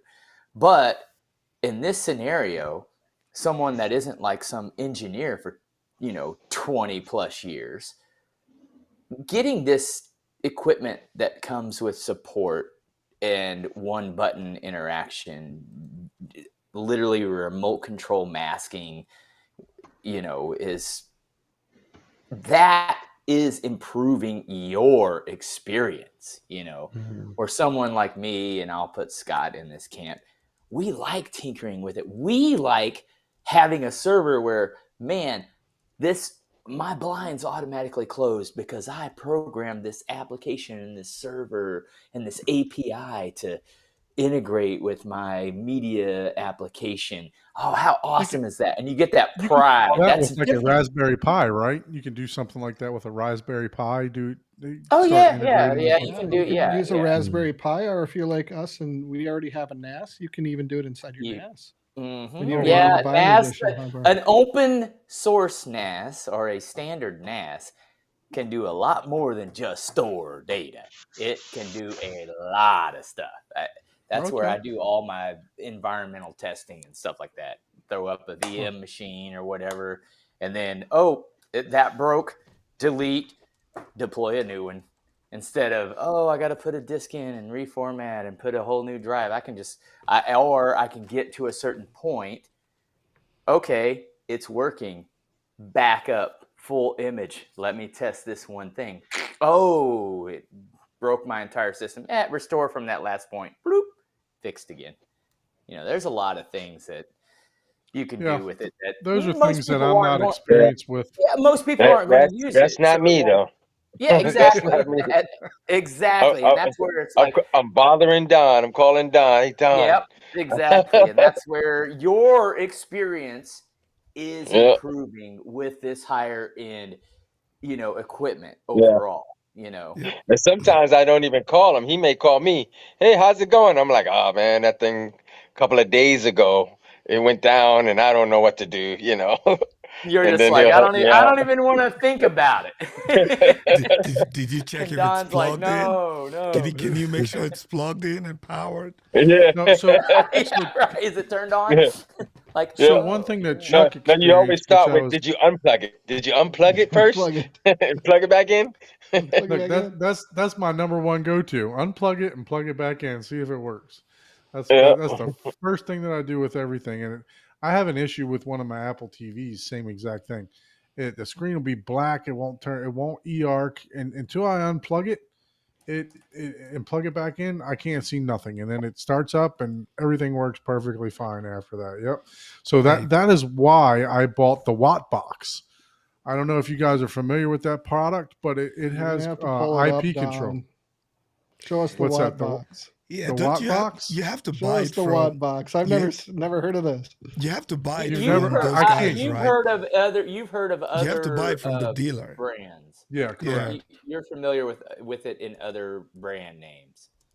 It's IP controlled power. Yeah, I Correct. think Oh, you have okay. to be like Yeah. you have to buy it from Snapper V, and you got to be a member. And I've been trying to buy it, but it's like I saw one that you was got on to be like Facebook a Marketplace dealer for or like something. $150. For real? And I you should didn't have buy bought it? it. Jeez, Nah, I didn't buy I would it. have bought it. I've been trying to buy it, but it's like, oh, you got to go to Snap AV, and you got to be a member, or dealer, or But something like that. they have little devices now that smart devices that you can plug in on the back of your receptacle outlets that Can will do the you same thing. can you pull up one of those, Paul? I'll have to look What for does it. what does Yeah, the because Watt box do again? so the Oh, now Watt box. Chuck wants to buy it. Chuck is like, So Yeah. so here's what Chuck's the all Watt box does. So basically, it's a battery backup, yeah, right? So it's a battery backup for all your stuff. It does sine wave, not square wave, right? So you have the battery backup, and then what it allows you to do, every plug that it has, it allows you to IP across the internet, turn that plug on and turn it off. So if I need to power cycle something, I'm not climbing back through the rack. I just go into the Oh. app, I power cycle it, and boom, it turns on and off. So I can reset everything that way. It's So just that was remote just get a power, smart remote plug from distributed Amazon. power. There's a Well, lot of devices that'll Just do get a that. smart Have plug from yeah. wireless So Amazon, devices. and tell that's her to turn it on. that's nice for Pun intended. one interface type of deal.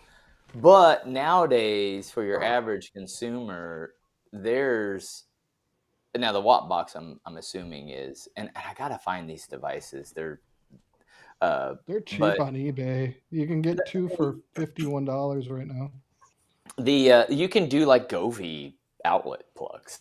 Yeah, and you do could the use same. a regular Govee outlet plug, or Yeah, and then you I have your think app, and you can literally create scenes powering on different stuff. It's like, hey, nighttime movie watching on, and it'll Yeah, I use only I turn use the on the Govee butt ones. kickers. I use the type of Govee deal. ones, and that's what I even use to control everything here. So when I come in, I just say, Yeah, I but the just call Watt her name and box, say, turn on yeah, live stream or turn on. but the Watt box is like a commercial, like it's full Yeah, amperage in the device. So that's what's nice about. But the devices I'm thinking about, you literally have to like take the outlet off, and it has like an extra. You have to screw plug the it wires into in, into and the then you wires. push it back in there, and then it becomes smart. I can't find it. I looked. just like a smart outlet, right? Yeah, it's Yeah. basically like a smart outlet, but more commercial grade, to where it goes in the wall. The only problem I could think with it is it's kind of a big device, to be putting in behind an outlet that already You is could really I tight need to and get squishy. I need to get one for my projector. Yeah. Yeah. Yeah. So You could just do a Govee with that type of deal because they don't run the full. They run high power, but they're not running like a space heater Yeah. type of. No, I I think mean, the T- Watt box, TP the Link Watt box Casa has has some really the power nice. surge, whatever. The Govies don't have any surge, any type of, you know, any of those quote unquote additional protection. It just turns it on and off. But I think the Watt box has like a surge You protection. have a Yeah. dedicated home Go ahead run and pull that. circuit right to your. Pull that up, Ike. I just found it on the Yeah, let the me. good old intronet. I just found it on the Intronet. intronet. Yep, The let me intronet. I could do full screen here. Oh, yeah.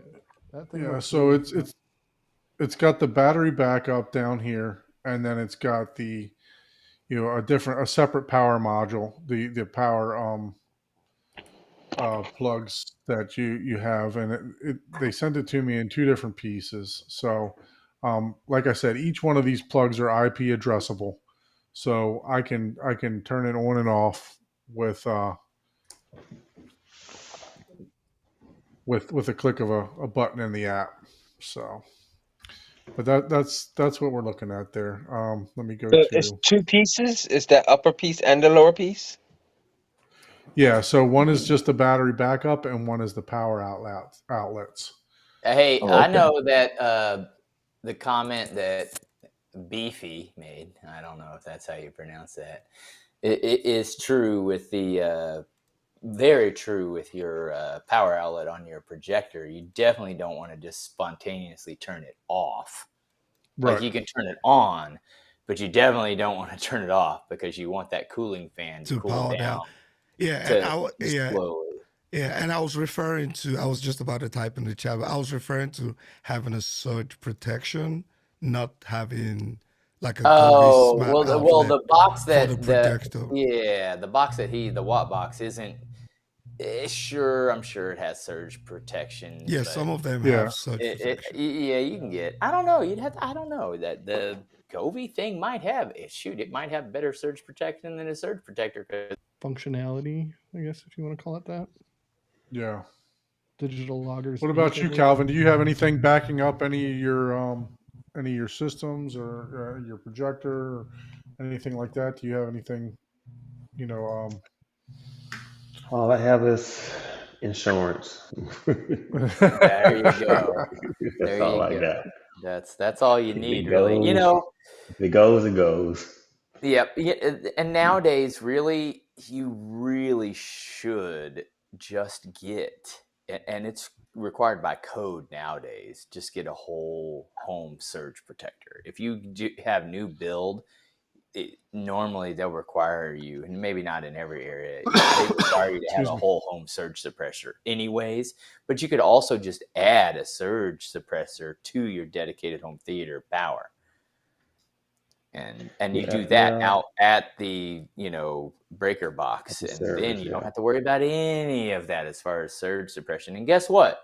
The ones that go there are way better than anything that you're dongle plugging in or rack mounting at the end of the circuit, because that is right at the power as it comes in. It's going to detect it well before anything at the end does. So I looked into the whole house, and they're not. I mean, it's not expensive. I think like the product itself is like there's a good one that's on Amazon. It's like I think it's maybe $300-400. Yep. And yeah, then no, you they're just not need that someone expensive. to put it in. I think it's more of a scary, like, oh God, I got to call an electrician out. I got to do this. I got to do that. It's like, yeah, you know what? It's worth it. Let's put it this way. It works a lot better than any of this hyped up audio equipment, because guess what?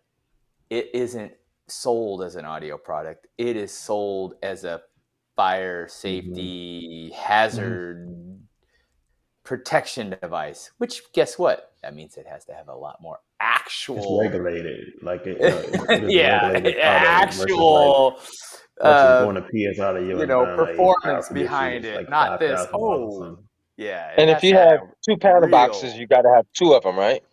Yeah. Mm-hmm. If you have 2 panel boxes, you got to have one for each one. Yes. Yep.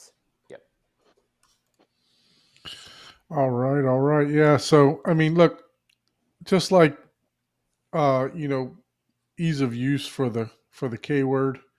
Oh You know, man. same thing with resetting your power, right? You know, just not having not having to go back in, because look, every piece of equipment I have in my rack, and I've said this before, I've had to power cycle, as Chuck mentioned. You know, that's my number one go to. You Yep. know, every piece of equipment I've had, except for the one piece of equipment that we're not allowed to say, I've I've never had an issue with that piece of equipment. I've never had to power cycle it. It just works, man. It just works. And you know, it's but I've had to reset my AVR. I've had to reset my processor. I've had to reset my Zapedi. I've had to, turn, I've had to, every piece of equipment. So this was something that, I was able to get at a good price. Prior to me becoming a dealer for stuff, I used to refer a lot of business to someone else, and they were actually able to get me one of these at a really good price. They gave me their dealer pricing for it, Hey, which Calvin. Okay, I think he just went to join. I was just about to ask him to join on his phone, but I oh, think okay, he. cool. So, Scott, one thing I want to touch on uh, uh, prior to him joining on his phone and we get all this set up, you had mentioned about the bandwidth earlier. About everybody getting 10 gig. But I think there was some news that came out about this IAMF that we spoke about on the last episode. Yeah, there's But some you news. had mentioned something. Do you know about the new news? I do know a little bit about the new news.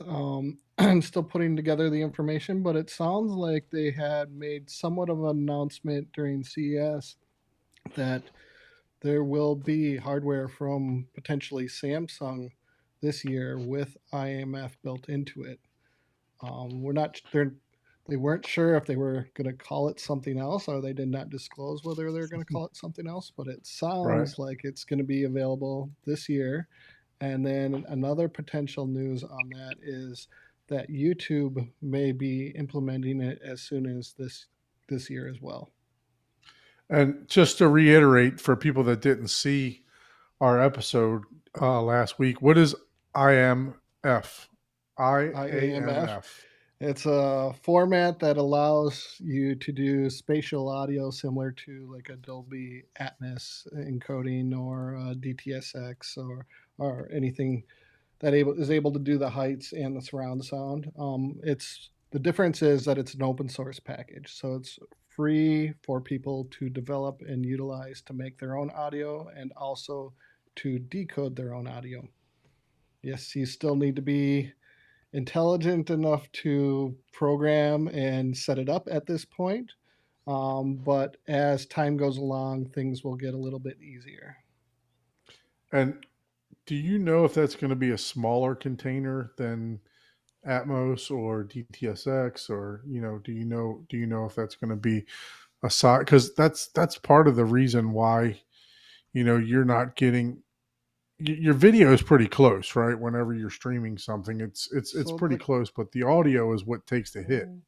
the container Well, itself won't really it's determine the size. It's the actual codecs that are yeah. used to I was gonna say encrypt, the Okay. or not encrypt, but audio. Yeah, compress. that's what people don't understand. Audio at its fullest is a micron compared to the Right. video. Yeah. People just don't want to.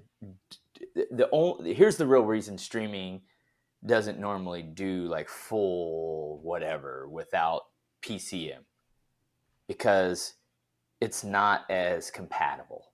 You literally have to have, if you're giving something the full, hey, ones and zeros, that means the device at the other end has to be 100% compatible. If you do PCM, then is what that does is it provides, oh, I get it. It may not be fully, unrestricted, but it is 1,000 times more compatible with Okay, it. not to cut you guys over. I think Kevin is ready. So Oh, okay. Okay. I think I'll go full screen on this one. Ooh, Oh, yeah. okay. I got to stop you right there, man. Back up a little Look at that bit. The entrance. doors. How did Yeah, you decide? back See, up, because I've back up. always struggled with this whenever you do like a two-tone. Do you paint the seams? Do you not paint the seams? And I do like that. That looks really good. You know what I'm saying? Like, It do you does look paint good. the trim or just the back side of it? That looks Yeah, really cool. the guy that I had paint the room, he just paint the whole thing. So when you close it, so even on the molding, like the inside of it is that color and the outside of it is white. So if you're on the outside is white and the inside is gray Yeah, or yeah. or So we're that's on the pretty second cool. floor right now. Is this like this is just like a hallway? Is this above a garage? Is this above normal living space? Where is this so room located? so so the room itself is it's halfway above the garage and halfway above like the kitchen area. Okay. So part of the kitchen, part of the garage, but it's right off the side from a bedroom. So it's like if I'm in here cranking it, like that whole area, which is not the master bedroom, which is good, but if I'm really cranking it, you can still hear it or feel it up in the master bedroom. So, but Okay. it's not too bad. So go ahead and give us a walk around. Let us know. Let's start with the front of the room. Let us know what you got for equipment. What's the color? What's your base color that we've seen? And it looks like a gray, like a dark gray. Is that Yes, this is true? called, it's from Sherwin-Williams and it's called Iron Ore.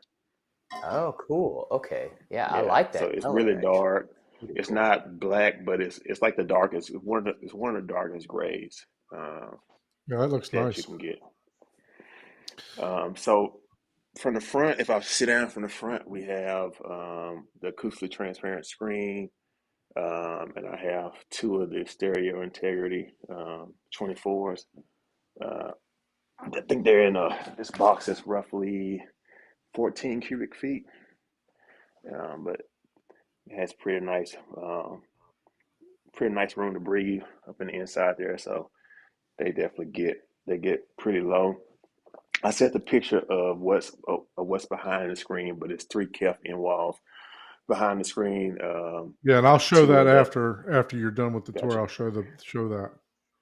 Two of the 5160s, which have four mid bass driver and one Unicrew driver for my left and right, and then the middle speaker is the 3160, which has a Unicrew and two mid bass drivers. And then as we go around the room, this first of the small speakers, my front wide channel, um, and then we have my surround. This driver right here, even though it's just it's a Unicue, it's crossed over at about 125 hertz, but you can definitely tell the difference. I think from like the wide being there, whenever stuff is going from front to back or back to front, you can definitely feel it go all the way through versus jumping from the surround straight to the front. And then at the back we have the same. This the 8-inch KEF speakers as well for my rear channels, and then it's the same thing that's over here. Okay, so you have the smaller KEFs are the wide channels, the single driver, and then Hmm. the two are your side surrounds with the silver plate, correct? Yes, yes. Now, on those KEFs, are those passive radiators also, or are those active woofers in the silver plated KEF? I forgot the model number of those. Yeah, so these are the 3160s, and these are active. Those are Okay, active woofers. Hmm. so those are active in there with the Hmm. tweeter and the it's a coaxial driver, correct? Yes, it is a Unicue, so it's a coaxial in a sense, but it's technically like you have levels to it. So a Unicue would be the most precision of a coaxial speaker. That's the best way that I can call I it see. because everything is playing in phase. Like it's is apart. It's just like one single source essentially, where a lot of coaxials just have the tweeter within the woofer, whereas this is slightly different. Yeah, that as John Anthony mentions. Thanks for joining in the chat, John Anthony. That color, that paint color with those calves look phenomenal, man. I'm really enjoying that. I think Paul actually hit the nail on the head with that color there. That looks really nice. So what Yeah, made you go with Kef? What was your decision to go with Kef over SVS, over Per Listen, over whatever other in walls, and then also elaborate why you wanted to go in walls versus bookshelves or you know towers. So initially, I went with the Miller and Cressel speakers and decided to change course before I even used them. Back to what we were talking about earlier. But just from doing a lot of research, seeing a lot of good stuff on the different forums about Kef, really getting into measurements and the things that that you would like to see from an actual speaker. And then I came on Aaron's channel and really dived in some of his measurements of the different Kef speakers and audio science review in different forms, and just I felt like Kef just had a speaker that would come real close to playing back the music without anything added to it, right? Not trying to brighten it up, not trying to kill the highs or any type of personal touch. It's just that I felt like it was one of those speakers that would play the music as close. It would reproduce the music or whatever you're playing as close to you could possibly do to whatever was in the actual studio.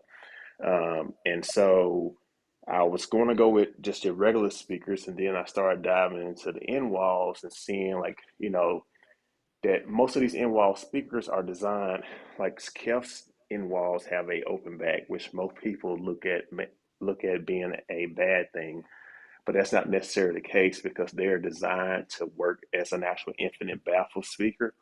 So when you have them within the wall, the volume in the wall in the stud is pretty large, so it works the same as a infinite baffle. So the speaker plays really well within the wall. And then you don't have any SBIR effects, Sound so you don't have boundary. any, Yeah. yeah, so you don't have any dropouts up in the lower frequency like you would have with an actual in-room speaker.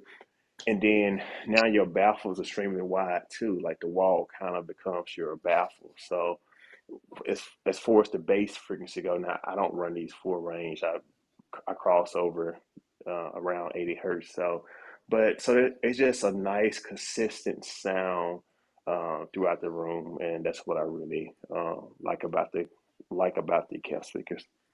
Okay. And the screen, did you mention the brand name? I'm sorry if I missed that. The screen. Yeah, so this is the Seymour screen, Okay. and it's the Center Stage XD. Okay, so it's the Weave. Okay, very good. Yeah, and Yeah, I just so I purchased the actual DIY material, and I had the guy that I work with to do a lot of the AV work for me. He built the frame for me, and Oh he wow! put it I together. was gonna say, man, if that's DIY, that is an amazing job. Really good job. Yeah. Looks clean. Yeah. So, Yeah, but you had yeah, that looks someone. good. Okay. Yeah, I was gonna say, holy crap! I'm gonna have to have you build. Like I couldn't tell that's DIY. No, Yeah. not me. And the guy is great. Like I mean, he's amazing. I think the frame he built the frame for like $1,000, and the screen material was like 500. So Now 500 some he change. did So he did the is it a metal frame or a wood frame? How did he do that? he did a wooden frame, and then he put some type of cushioning around it, and then he wrapped that cushioning up in velvet. Okay. Oh, nice. Oh, Yeah, that looks that good. looks really nice. Yeah, it does hmm look great. I Yeah, What gotta size? say, What size screen is it? It's 140 inches. yeah, Yeah, it And I looks mean, real that's good. I wanted to go slightly bigger, but with my throw distance, I could have probably went up to like a 144 somewhere around there, but I didn't want to push it to the limit, so I brought it down to a 140. But if I had a different projector or whatnot, I could probably afford to go a little bit. I could probably push it to 150 and not go too low to the actual subs, but that would have 150 would have probably been the absolute largest that I would have been able to go. Yeah, I wouldn't recommend pushing the 290. I have the 322, the 325. Hmm. You don't want to push that thing. I have it on a 137. I think that 140 is good. You probably don't want to push it to a 150, except maybe if you're using like a video processor, like a Well, yeah, I Lumen. was just gonna say, I know John Anthony. He used to have the 295 or the 325, one of those with Illumigen, and he had it on a 170 inch screen. Oh wow. So, and I think his throw distance was like 22 feet. Okay, Once yeah. he definitely saw a big difference once he upgraded to the NZ8. But yeah, the Lumigen processor also made a big jump for him. He also put the lens in front of it too to be able to get that much light output out of it too. So That explains why he likes his processor. Because yeah, even the NZ9 isn't really designed to go above 150, to be honest. right. I mean, in reality. So yeah, you would need a video processor if you're getting larger than that. Like, Mhm. oh, okay, that makes a lot more sense to me. No wonder he's in love with that thing. And Yeah, that makes a lot more sense. I love your yeah. theater, and I gotta say, I had an all in-wall system when I lived in Louisville, and this is making me wanting to go back to that type of system because it's No, so it's clean.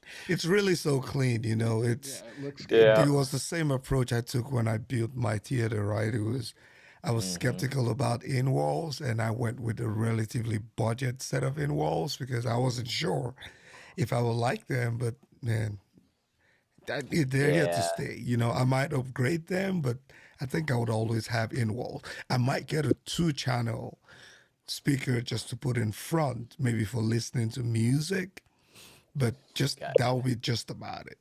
Yeah. And unfortunately, I probably will never do that in the current space that I'm in. If I did a dedicated theater, 100% I would do all in wall just because Yeah. I think that gives you a more theater like. Do you ever see a speaker in a home theater or in a theater?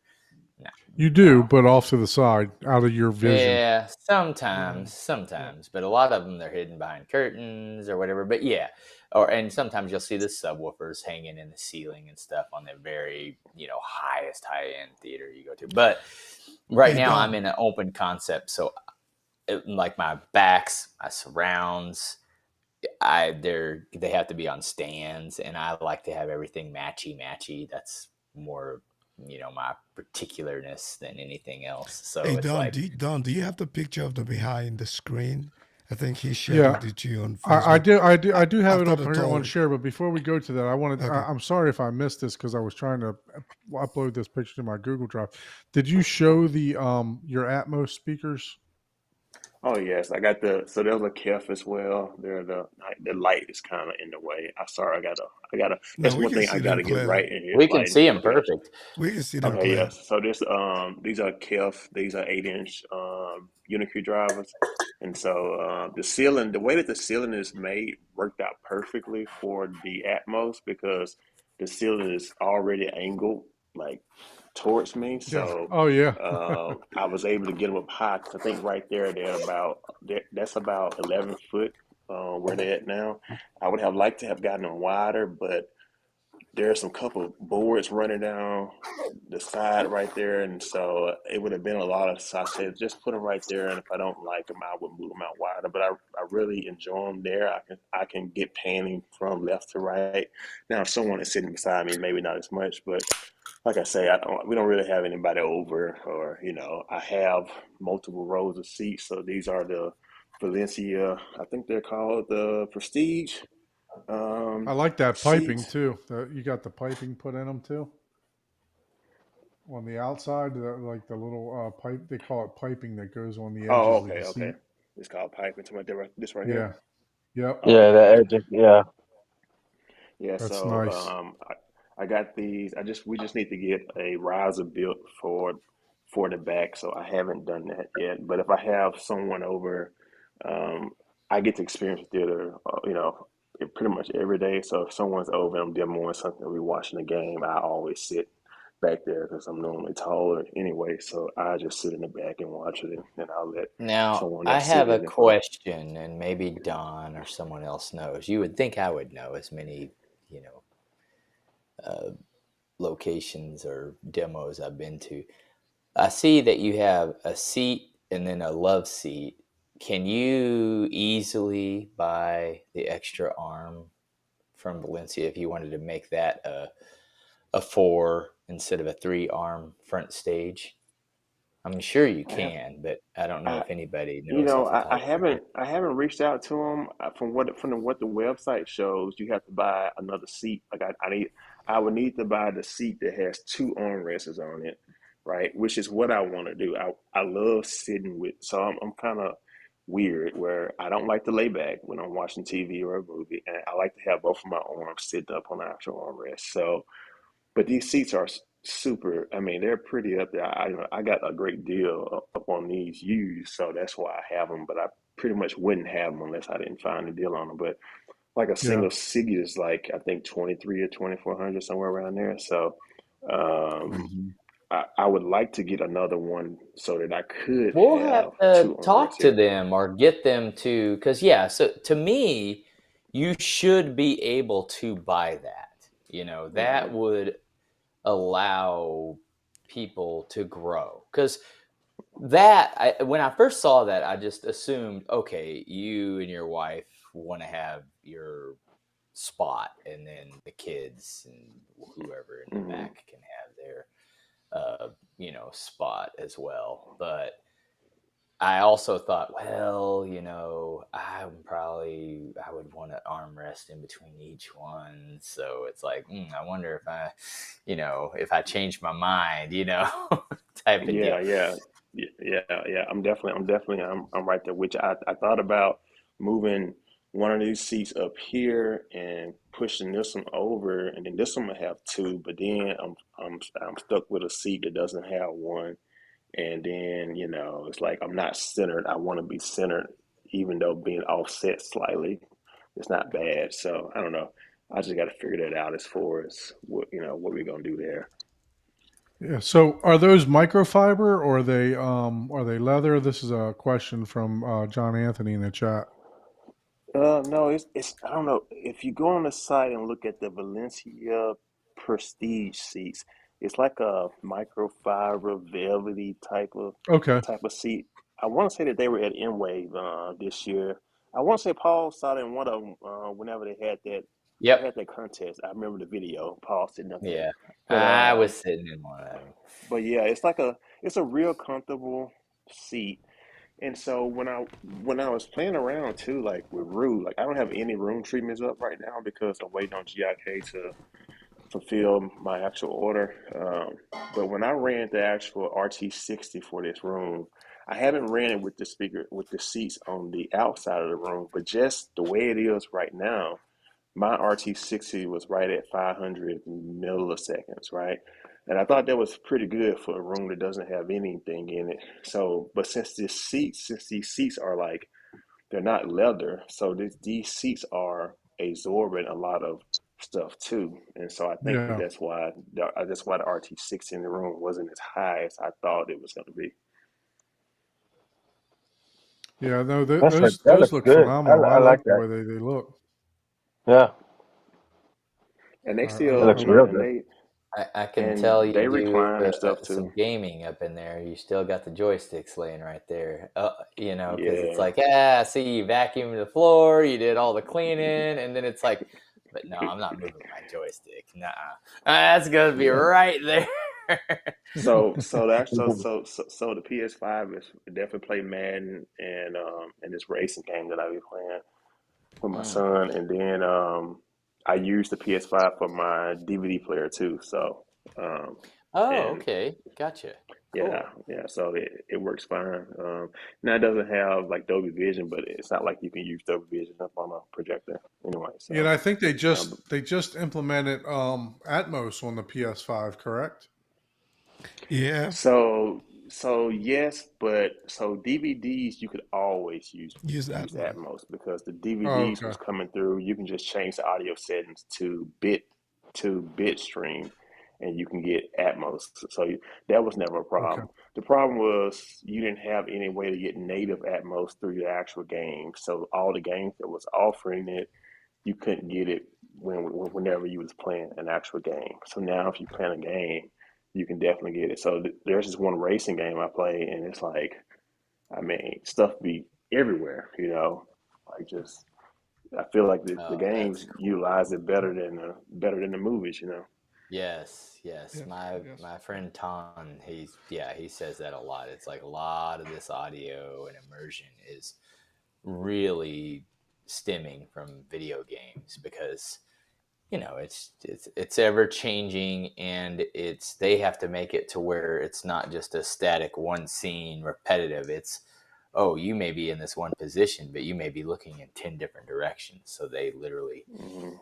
make that a lot more immersive and dynamic than a movie, which you know definitely. I really So like the clean look. Can we see your projector? And is there your place And is that's so clean.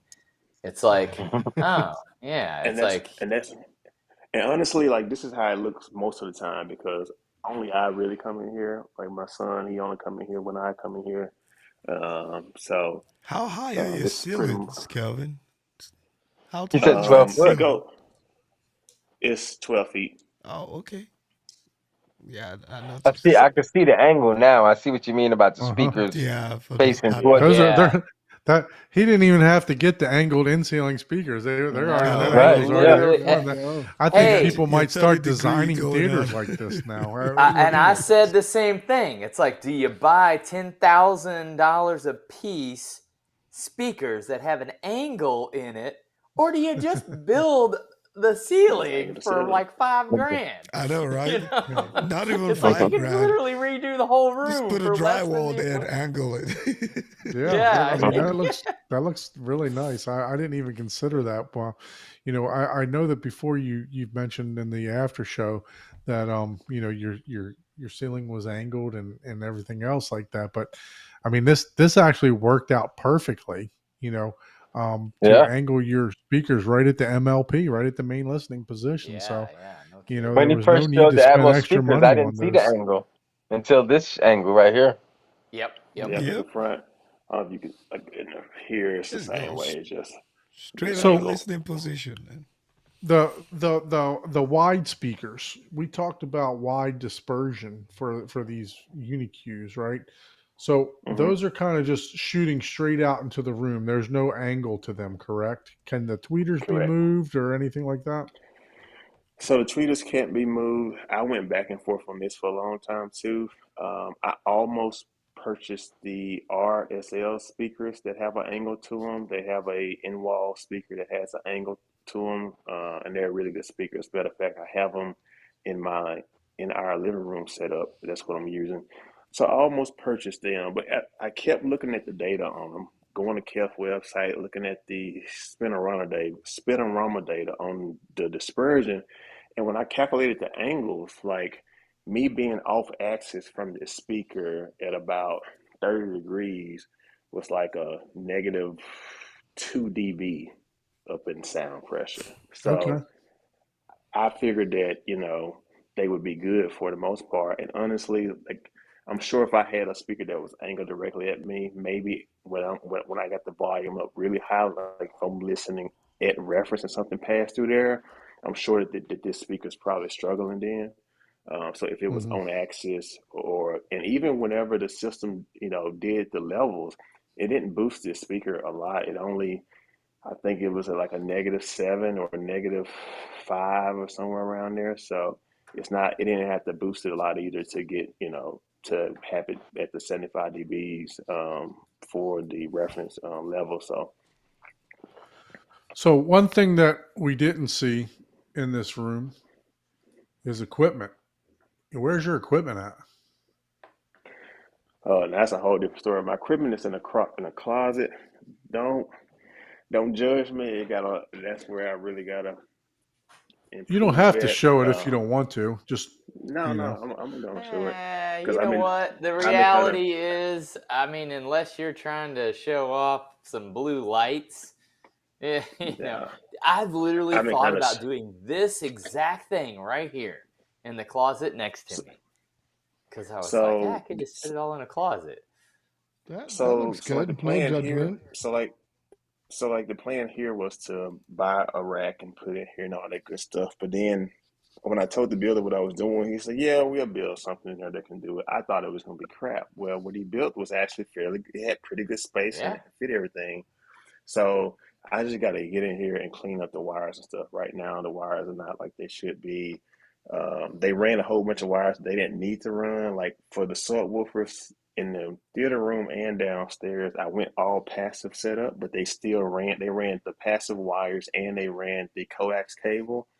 And I got all this coax cable, and it's like, well, I don't want to just cut the cable because somebody may buy the house one day or rent the house that Mm-hmm. want to use regular subs. So I got to find a way within the confines of these shelves to clean that up. So I got to either clean it up within the shelf, or I could go in the attic and all the wires I'm not using, like pull them back through some, but not like pull them all the way out, but just pull them back through. So I'm not for No, sure I you yet. don't wouldn't need to even do worry all about that. it, I wouldn't man. even worry I about mean, that, man. If you want them to be really, really, really, really fancy per se, like you coil them up as much as you can in like a circle, and you can either just put them in like Just put them in little a black trash box, bag and or just tape it up. yeah. Well, you can put them in something And just fancier if tape you it up, want, man. Yeah. yeah, Some or You people will put see will it. build like a small like box or some kind of or enclosure with a door. You just coil them up yeah, and put or them a inside there. You loom, never or see it you could anymore. even cover them with a giant loom, like yeah. Mm-hmm. stuff like Yeah. that. Yeah, I just mean, like that orange tube that you got back there. You can just combine them all together and put them in that. Put them in something like that. yeah, I'm telling you, anybody. The thing is, if you're showing it off and you're trying to sell your equipment, yes, you want it to be the most pristine. But beyond that, the reality is, anybody that's ever had a system, you're like, hey, what's going on? And you're back there messing with wires, unplug it. Like you're troubleshooting one thing, and it's like, you're unplugging this, unplugging that. And it's like, you're never going to have it pristine again, unless you're literally showing it off that one time. Which one is the coaxial wire that you're trying to hide? Which wire is it? Yeah, I don't even see it Right at this here. point. Like it's back off in here. It's a lot of all this See, yellow look, he's wire. got like one wire, man. Now I am judging you. It's like, man, I It's don't like want to show maybe you 4 or mine 5 yellow wires. if you think that's bad. So Hey, Yeah. Kelvin, See there's mine. someone in the comments section that's wondering if you can give them a quick rundown of the hardware that you have in here. I know you did initially, but can you kind of just point them out? Yeah, that's cool. Yeah. So this is so these are 2 Buckeyes, the NC 500. I don't know if it's 500, 502, but the actual Encore series, the base series. I was gonna get an 8-channel version, but he was out of. This is back in like November. He was out of the chassis for those, so I just got 2 of the 4-channel one. This is essentially the same. Like the 8-channel one has 2 power cords that actually go into it. So kind of worked now out very well. stacking them on top like that, do they get hot? Because it doesn't seem like you have any doesn't have a lot of ventilation there. So what They don't get hot. I mean, like Well, they get the hot, but question not is, like what class are those amps? Are they class H? No, D. class. They're all D. They're all So D. they have some heat that comes with them, but it's not too bad. Normally, I don't have it here right now, but I normally have a fan. I was in here messing around yesterday, and I haven't listened since. on the fan. I'm gonna have this little fan sitting right here. You know, like just little old bitty fans, and I have that fan just blowing out across it, right?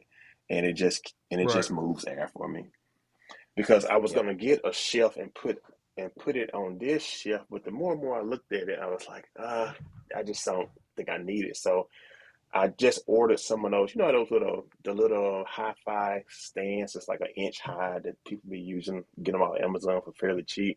I just ordered some of them so I can get some more space in here between them, so that there can be a little bit better airflow. And then I may get me some of those, not the infinity fan units, like the full rectangular units, but just the fans to just put up in there, and then they can just move.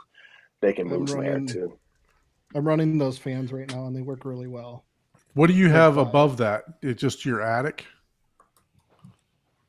So my attic Yeah. is above. Yeah. So It's a one thing you walk-in could or also drop look down at there. is like that AC Infinity, they make fans that will suck the air out of there too and just blow it up into your attic. So you can, and it's fairly cheap and be easy to put up in there. Just to, I think it's like a Yeah, that's what I 2-fan unit that need. you can put up in there to maybe Nope. help Or you can dissipate Will or they you some. can not just fit build you can build side to side? additional shelves, right? You can build additional shelves that are going vertically towards the wall, so Yep. and then just stack them up. So it shouldn't be, just at the right side and the back wall. You can just build shelves, put them on there, Mhm. 1, 2, and just stack them up. Yeah. Yeah. So what else you got Yes. underneath of there, underneath the Buckeyes? Yeah. So these are the two NC500s, 4 channel. This is the 8 channel of the 252. This is the AV10.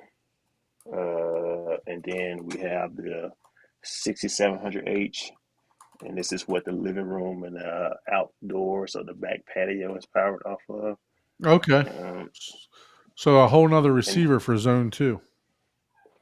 So it has in the living room. See, Chana would be happy with the zone 2. Say, Zone here's 2, my you zone said. 2 right here.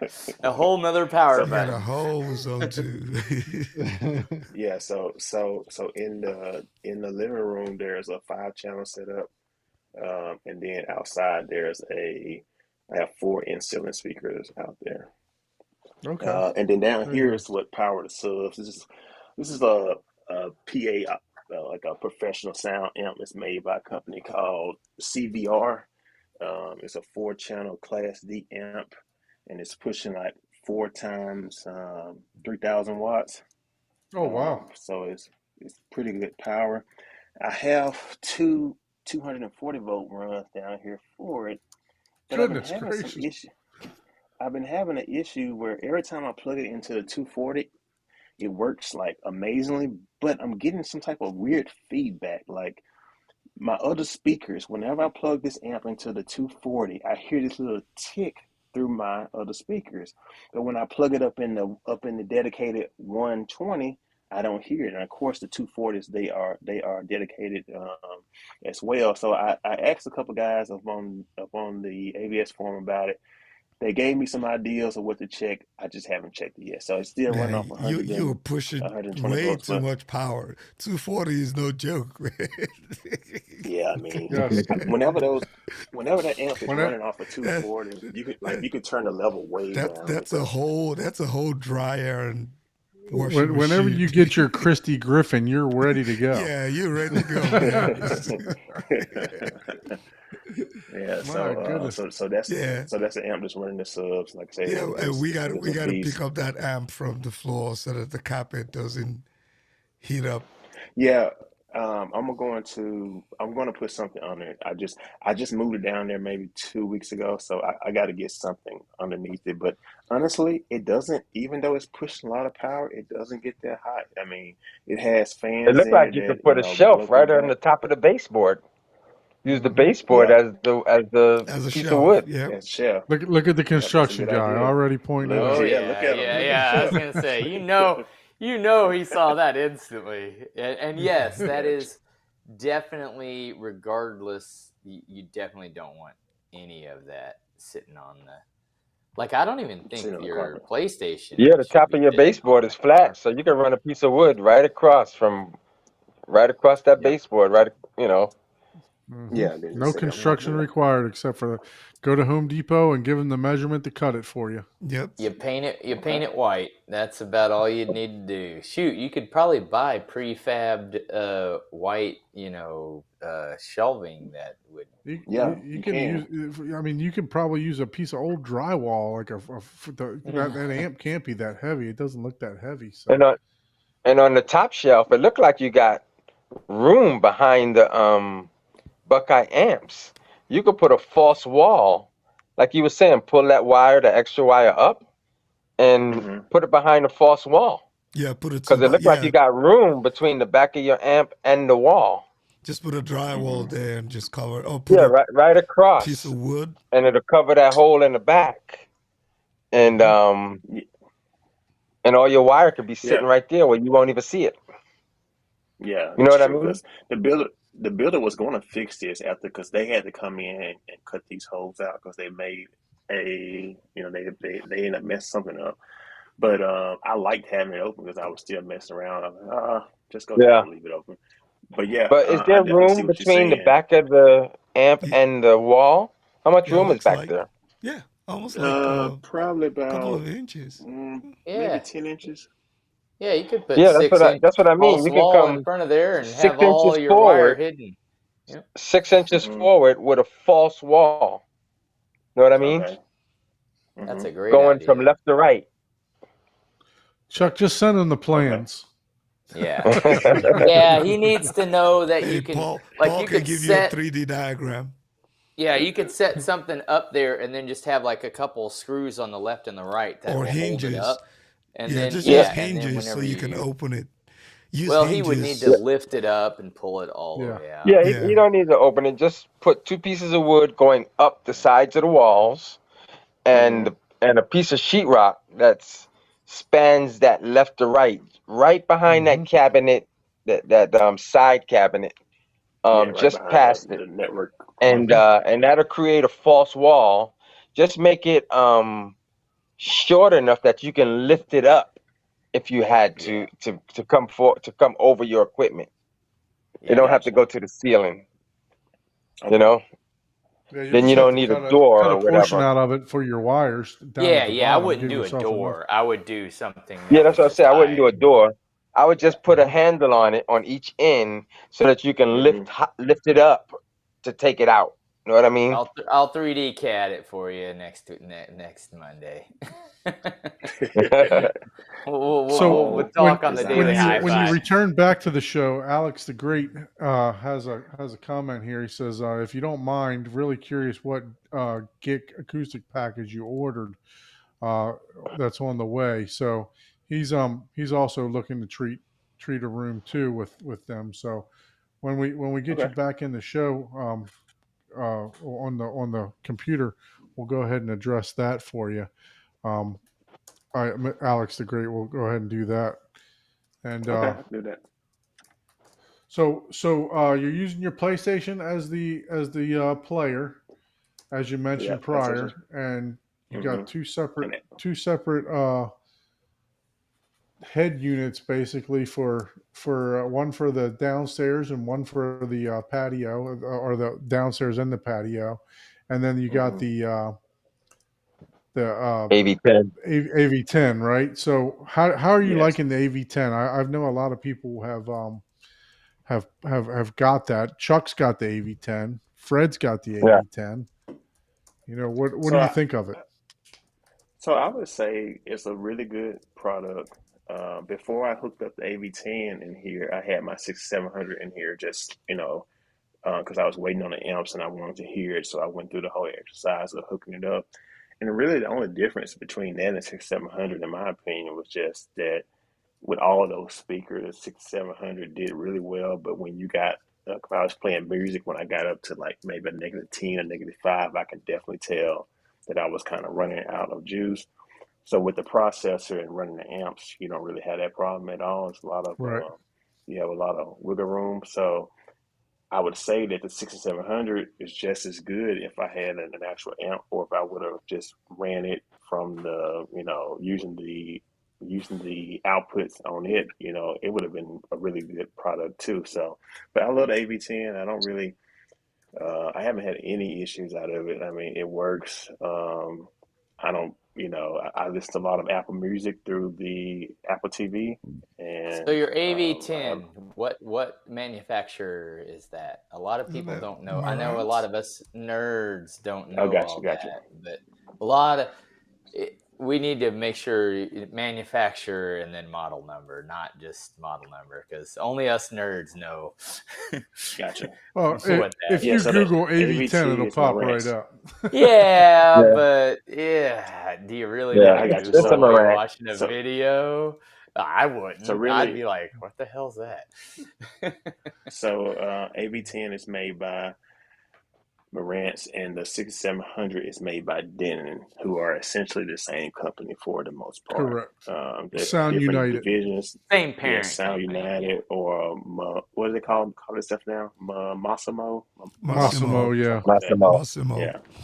Yep. So it's Yeah. just two different areas of the company that make two different units. Denon is supposed to be, well, the Marantz is supposed to be a little bit upper echelon of their units, but their Denon units are amazing too. So Yeah, no, I have the 6300, and I have kind of like a similar setup that you have. I have the 6300 is going to power my living room area and some outdoor speakers, just like you've done.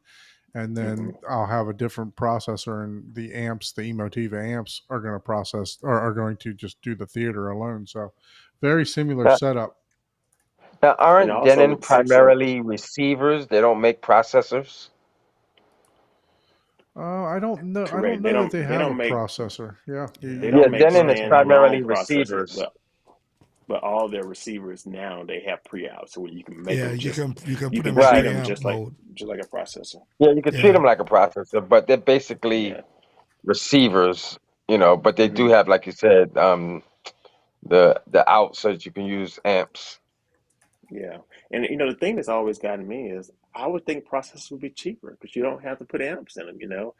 But I think it's just maybe a scales of economy type of deal where you don't sell They it they as many of them, so they're higher. You they know, it's say they funny that you bring claim. that up about being cheaper because I was actually surprised last week on the show. We actually looked up Trenoff, and the last hmm time I remember looking at it, it was like 16 grand. Well, And now I it's was like, thinking about this today, right? Well, it went up to 19, almost 20 grand for the Altitude 16. But I'm thinking to myself, okay, they're using the same processor. They're using, everything's remaining the same inside of this. So as the mhm, years go by, my feeling is that, it the should go down. technology's gotten better and better and better. So this processor should actually cost them less than what it did when they first Mm-hmm. came out. So why would they be Mm-hmm. increasing the pricing? You understand Well, what I'm saying? you're Because not. Well, let's not kid anyone. You're not paying for the hardware in any of these devices. Paying for the The brand name. hardware and the processor is less than $2,000 total. There's no way any of these processors. They're not even a $300 Chromebook almost at this point. right. Literally, you're paying for the engineering and the application and the licensing for the interaction between all of those things. And honestly, that last bit, that's where a lot of that money comes from. Yep, and the Is the brand license. name. That's what you're paying for. So Well, I mean, honestly, I've looked at it doing just like a full Myers sound to compare to a Trinnov and get like 16 or 32 channels where you're doing all your own interconnects, channels, all EQ'd and everything. And hardware wise, you could get all of it for 8 to 12 grand, depending on what you're wanting to do, all XLR. But once you say, oh, well, now I need Dolby Atmos, well, that's another 6 or 7 grand. Boom. So it's like, well, shit, now I might as well get a friggin' Trinnov. It's like, oh, okay, well, yeah, that makes sense. And if you're doing the $8,000 system, you have to program code and do all of that yourself. It's not like all this software and all this audio just like you hit a button, right? So as much as I would never pay that much for a home theater system, it's not real. It's not as expensive as the price tag shows if you're really needing 16, 32 channels. Now, I'll still argue the point, like, if you have a 9-foot or even a 14-foot deep room, you don't need 32 channels, man. And you definitely don't need a Trinnov to properly place each speaker. You could literally spend a quarter of that money building the room exactly dimensional to make the sound perfect. I will argue that point. But as far as like just, hey, I want to be able to do all these features and all these things, turn channels on, off, and all this stuff and have all that control, Trinnov really isn't that expensive. You're literally paying for the licensing and stuff that they have. Right, right, yeah. What is it running on? It's running on the they're only using like an i5 processor, I believe. Yeah, the 3080, isn't that what the latest one is running on? Or is it the ModVR or 2080 or whatever? Yeah, so it's so it's one of those things where it's like, yeah, it's not for your average consumer, but the problem is you get everyone in the AVS forums that'll say, I've got a 5.4 system Trinnov, and that I'm exaggerating because I know they always do more than 5. I've got a 16 channel 9x9 room. You're not even touching what I'm experiencing, and it's like, no, dude, you're dead wrong. You're dead wrong. They have done very, very extensive research on how many speakers a human can tell a spatial sound is, in relation to, how many speakers, and your human, you only have 2 ears, that everyone forgets that. But spatially trying to locate stuff and do all this stuff, it gets more complicated, the different rooms and the larger the size, et cetera, but so for your average consumer, dude, you could literally. Do you want to share the behind the screen of? Yeah, sure. It's already sharing. Yeah. All you got to do is pull it up. Okay. He was also going to say what gig package he got too. Yeah. Yeah. Oh, look at that. Yeah, we'll remind.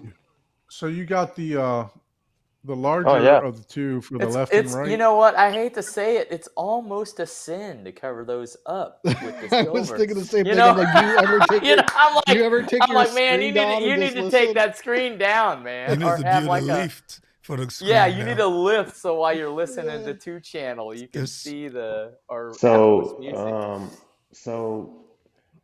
I almost purchased the Kef Reference 5s this past week. A guy had them on sale, which are in-room speakers, but I missed out on them. So my plan then was I was going to take out that left and right speaker and then potentially sell them or use them for my surrounds. And then the other surrounds that I have, move those to my actual wide speakers.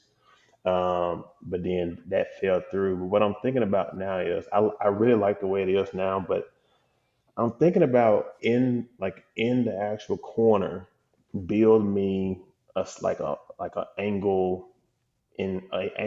enclosure in the actual corner that's at like maybe 20 degrees in, and then take these speakers and put them there and have them just angled in.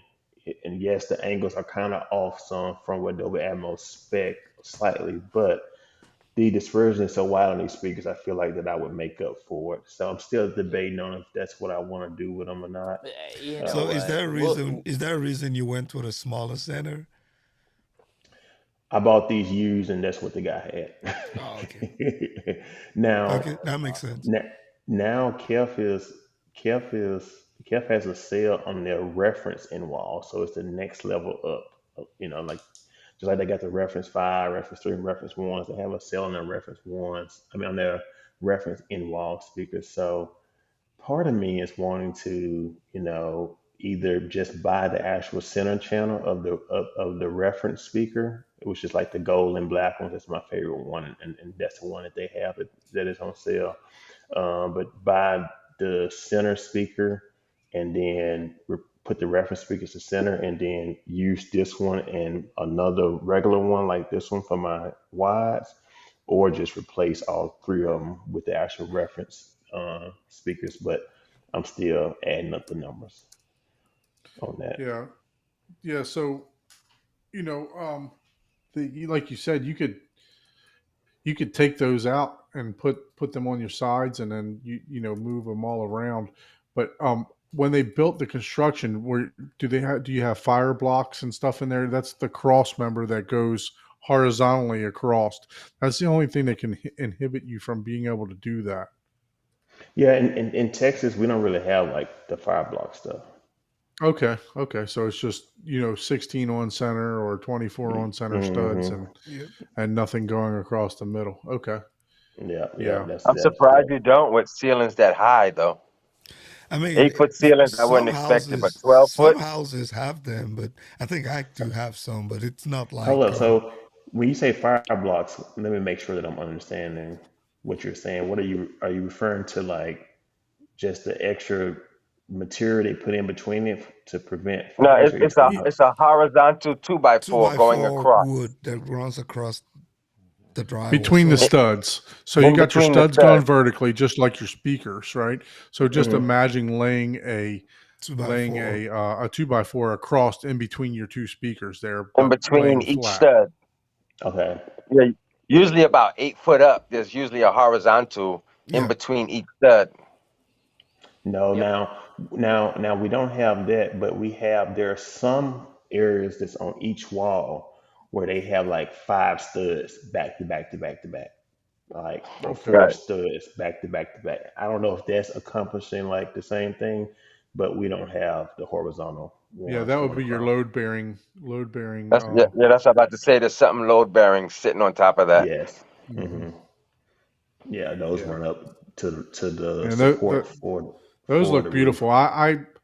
I contemplated so hard on whether or not to get these KEFs. I mean, I drove from Tallahassee when I lived there. I drove from Tallahassee and drove all the way to Orlando just to go look at these. There was a home theater store in Orlando that had a theater set up, and I just talk about gorgeous, like you said, just putting them they were on the outside of the screen, and then underneath they turned one of the speakers, just like you have, they turned it horizontal and put it underneath of the screen. And I mean, just like you said, Scott, just have you ever just taken your screen off and looked at them? Because they do make some beautiful speakers, and I do like the black and gold ones, like you said, but they definitely want a pretty penny for those reference speakers too, So. Yeah, and so the ones that are on sale right now, they're like 3 and some change, So it's kind of like they're normally 7,500, so it's just like, you know what I'm saying? Like I can do a lot with that. So, well, I mean, look, if anything, I would say that you buy one for the center speaker. You just match what you got, because that's the most, in my opinion, that's the most important speaker in your whole system. So. That's what I would be wanting, is to match that center with your left and right. Because really, like if you think about it, for most of the content, these speakers, even though the other speakers have 2 more drivers, they're going to play exactly the same, because they're crossed over at 80 hertz. So the vote, I say from 300, 400 hertz and up, they can play level all the way across the board. Now, if I was running these full range, then the 2 that have the 4 drivers on it, the 4 mid bass driver, they would definitely play louder at those frequencies. But all of them have the same Unicue driver, so there's not a big difference between Yeah, how loud and they it looks like now your tweeter height may be a little bit a little bit lower. Yeah, a little bit off, but I don't know with these drivers, like you said, if you can actually hear that difference, you with them can't, and not so being and perfectly so level. and so that was the thing. So my it's like one of those things. I went to the gym and I came back, and they were in like that. And so I told my stall, I was like, man, we talked about leveling it at the silver cone, not at the, whatever. And I said, well, let me play some stuff. I don't feel like, having to fix this if it's not going to make a difference. And so I played some stuff. I couldn't tell the difference, you know what I'm saying? Because, Well, Yeah.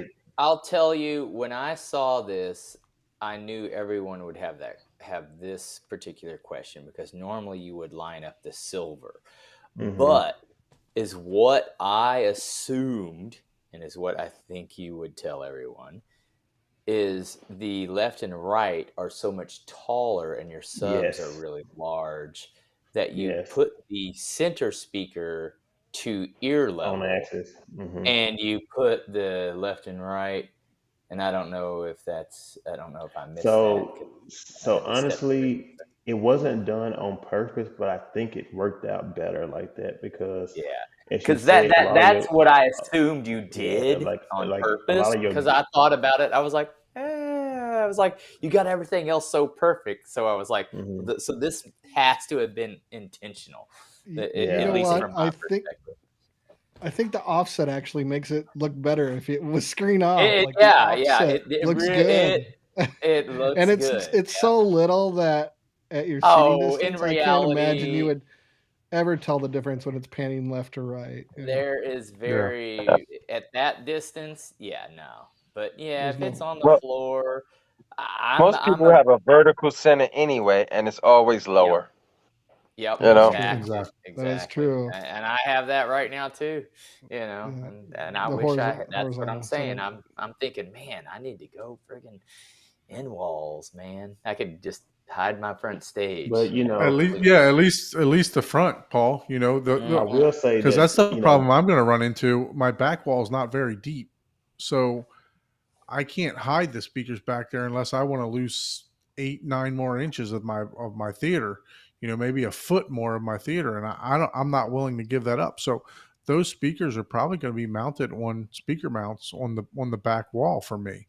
Or I make some kind of just some kind of column or half column or something to hide the bookshelves that I have, because I don't want to sacrifice that much extra room, but Calvin, you got a phenomenal theater here. I mean, Yep. it looks fantastic. I Oh love yeah. the color choice that you got. Let me ask you this, because I have light color seats and I was thinking about doing a light color carpet. Do you see reflections off of your carpet? talking about as far as like does the light shine on it? Like, Correct. Yeah. Yeah. yeah, I mean, so the carpet is a gray. It was supposed to be black. Long story is gray, and I didn't feel like fighting them over it. But I feel like it worked out because it's a nice little contrast up in the room. It's not completely all the way dark. It Um, looks it looks like a almost like a white, like a dull white Like a from tannish us. color, Yeah, yeah, like a the way it's the tan. light's hitting it. actually a grayish color. It's like Gotcha.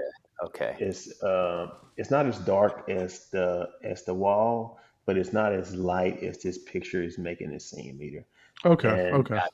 Okay. the light that I have in this room right now, which I got to get my lighting together, but it's like a 4500 or 5K light, so it's super bright too. So I see. I like the I gotta find my contrast. light. I do too. Yep. Yeah, I like I the do too. contrast. But yeah, Like it's I don't Yeah. not Yeah. Oh yeah.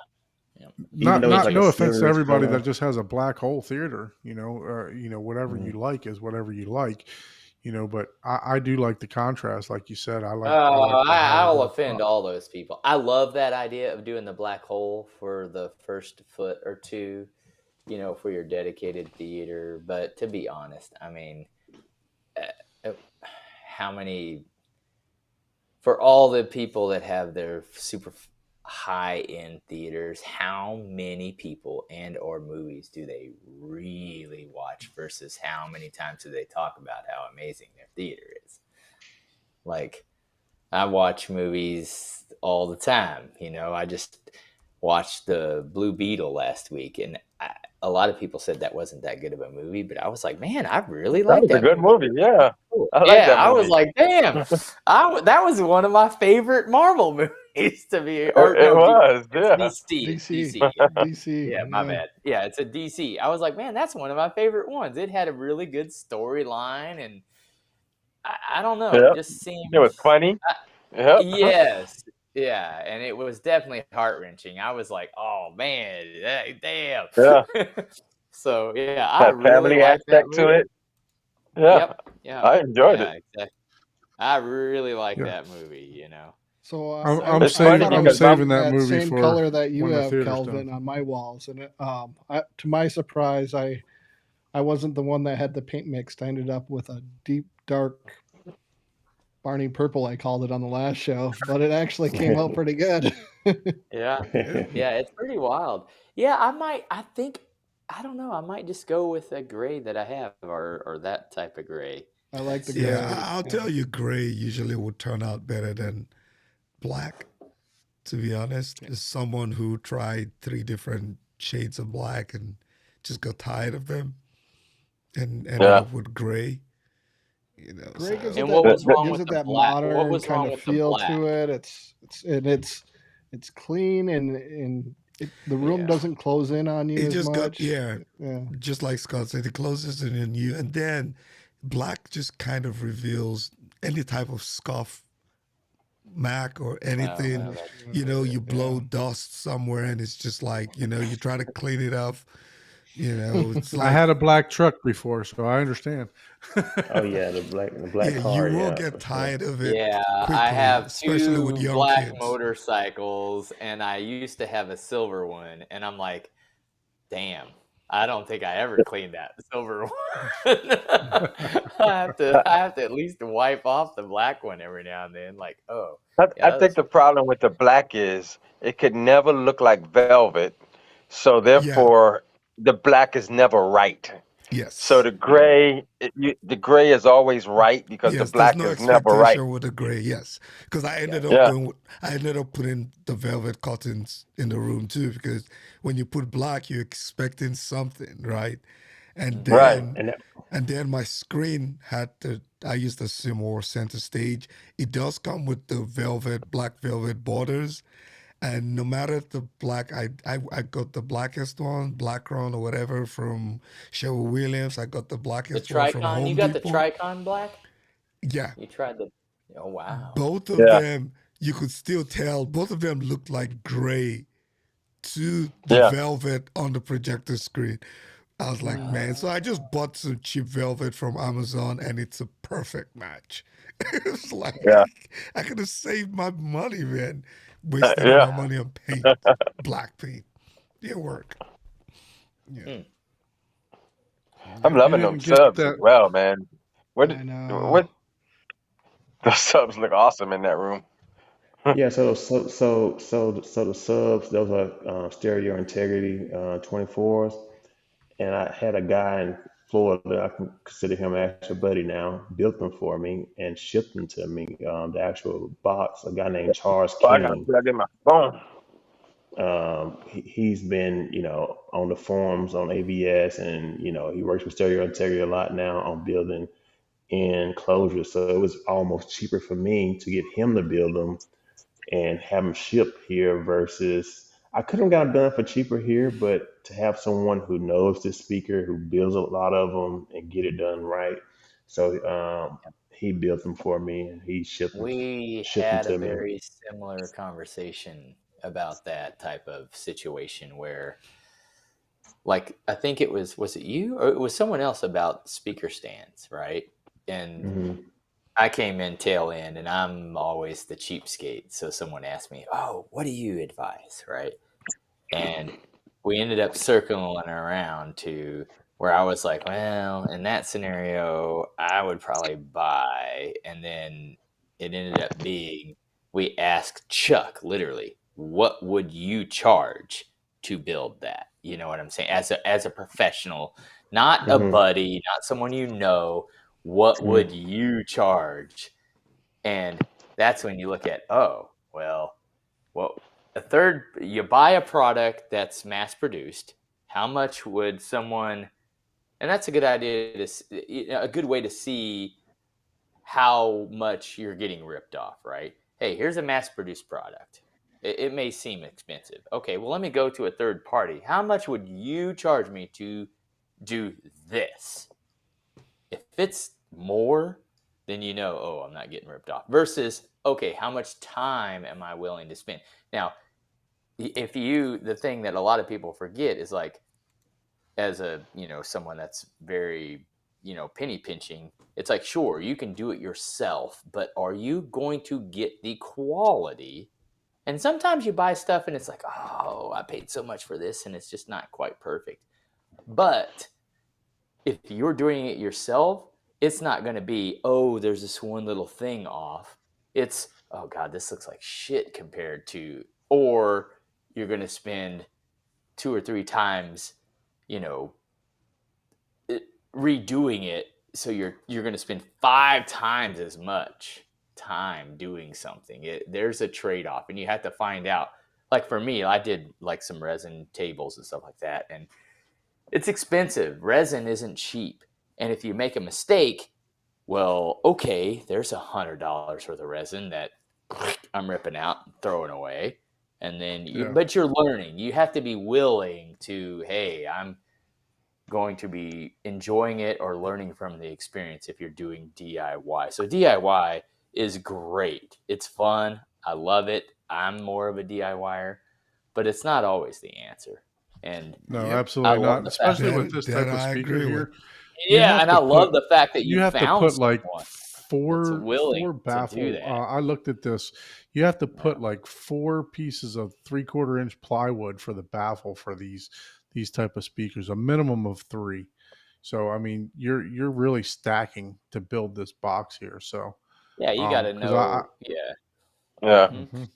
And if you're building your own stuff, then you could say yes. But if you're hiring out to do something, to build a stand, you might as well just buy the stand. It's what it comes down to. Because it's going to match the speaker. It's going, everything, the weight of the bass is going to be proper, Yeah.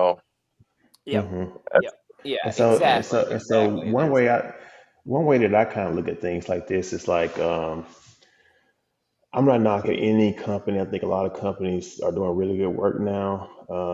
If you have a company, RBH, they have a 21-inch sub now, which is a very nice looking sub. It does, and the company that makes that sub is called Pierce Audio. Pierce Audio makes really good subs. So RBH is getting a sub from Pierce Audio, and then I'm not for sure if Pierce Audio is building them one with their specific, details that they want on it, and RBH is putting it into an enclosure, and they're doing some cool stuff where they're adding some type of deadening material weight, inside of the enclosure. But that sub is like $10,000, which for a lot of people, it's not a problem, right? Like that's what they want, and they want to get it right and not have to think about it. So they are willing to pay that. But on the flip side, I can buy this subwoofer for, I think it was right at like $1,300, $1,400 just for the sub. driver. Right. Yes, for the driver, and then for let's say one enclosure, I think that one enclosure was roughly 700 or 600, somewhere around. I think it was like 700. I had to go back and look, but I think it was like 700. And then, so now you're at like 13, 1400 for 2 enclosure. And then shipping was like 500. We did the whole U-ship thing where you find somebody that's coming this way, you put it up on a board, somebody select it, boom. So all in all for these subs, let's say, 14 plus 14, 28. And then so 4,800 out the door for 2 of them, right? And then You get you an amplifier. You look at another, depending on which route you go, $700 to $1,000. And so it's a extremely good bang for your buck if you're willing to do some of the particulars. And especially right now, you have companies like GSG, where they'll build the box, they'll put the sub in it, and they will ship it to you. So you don't even have to go through trying to outsource. And you may pay a little bit more, but you still will be nowhere near the cost of going to a retail shop to actually buy it. Right. Yeah. Yeah, But because again, I I'm think not, the Yeah. Per Listen And dual again, 15s are like 10 grand for yeah, one it's 10 sub. grand. I'm yeah. like, come Well, on now. That's These that's these are crazy. subwoofers. and the thing These are is subwoofers. not to diminish, manufacturers and stuff like that, because you got to remember there's a lot of engineering. It's all like the Per Listen.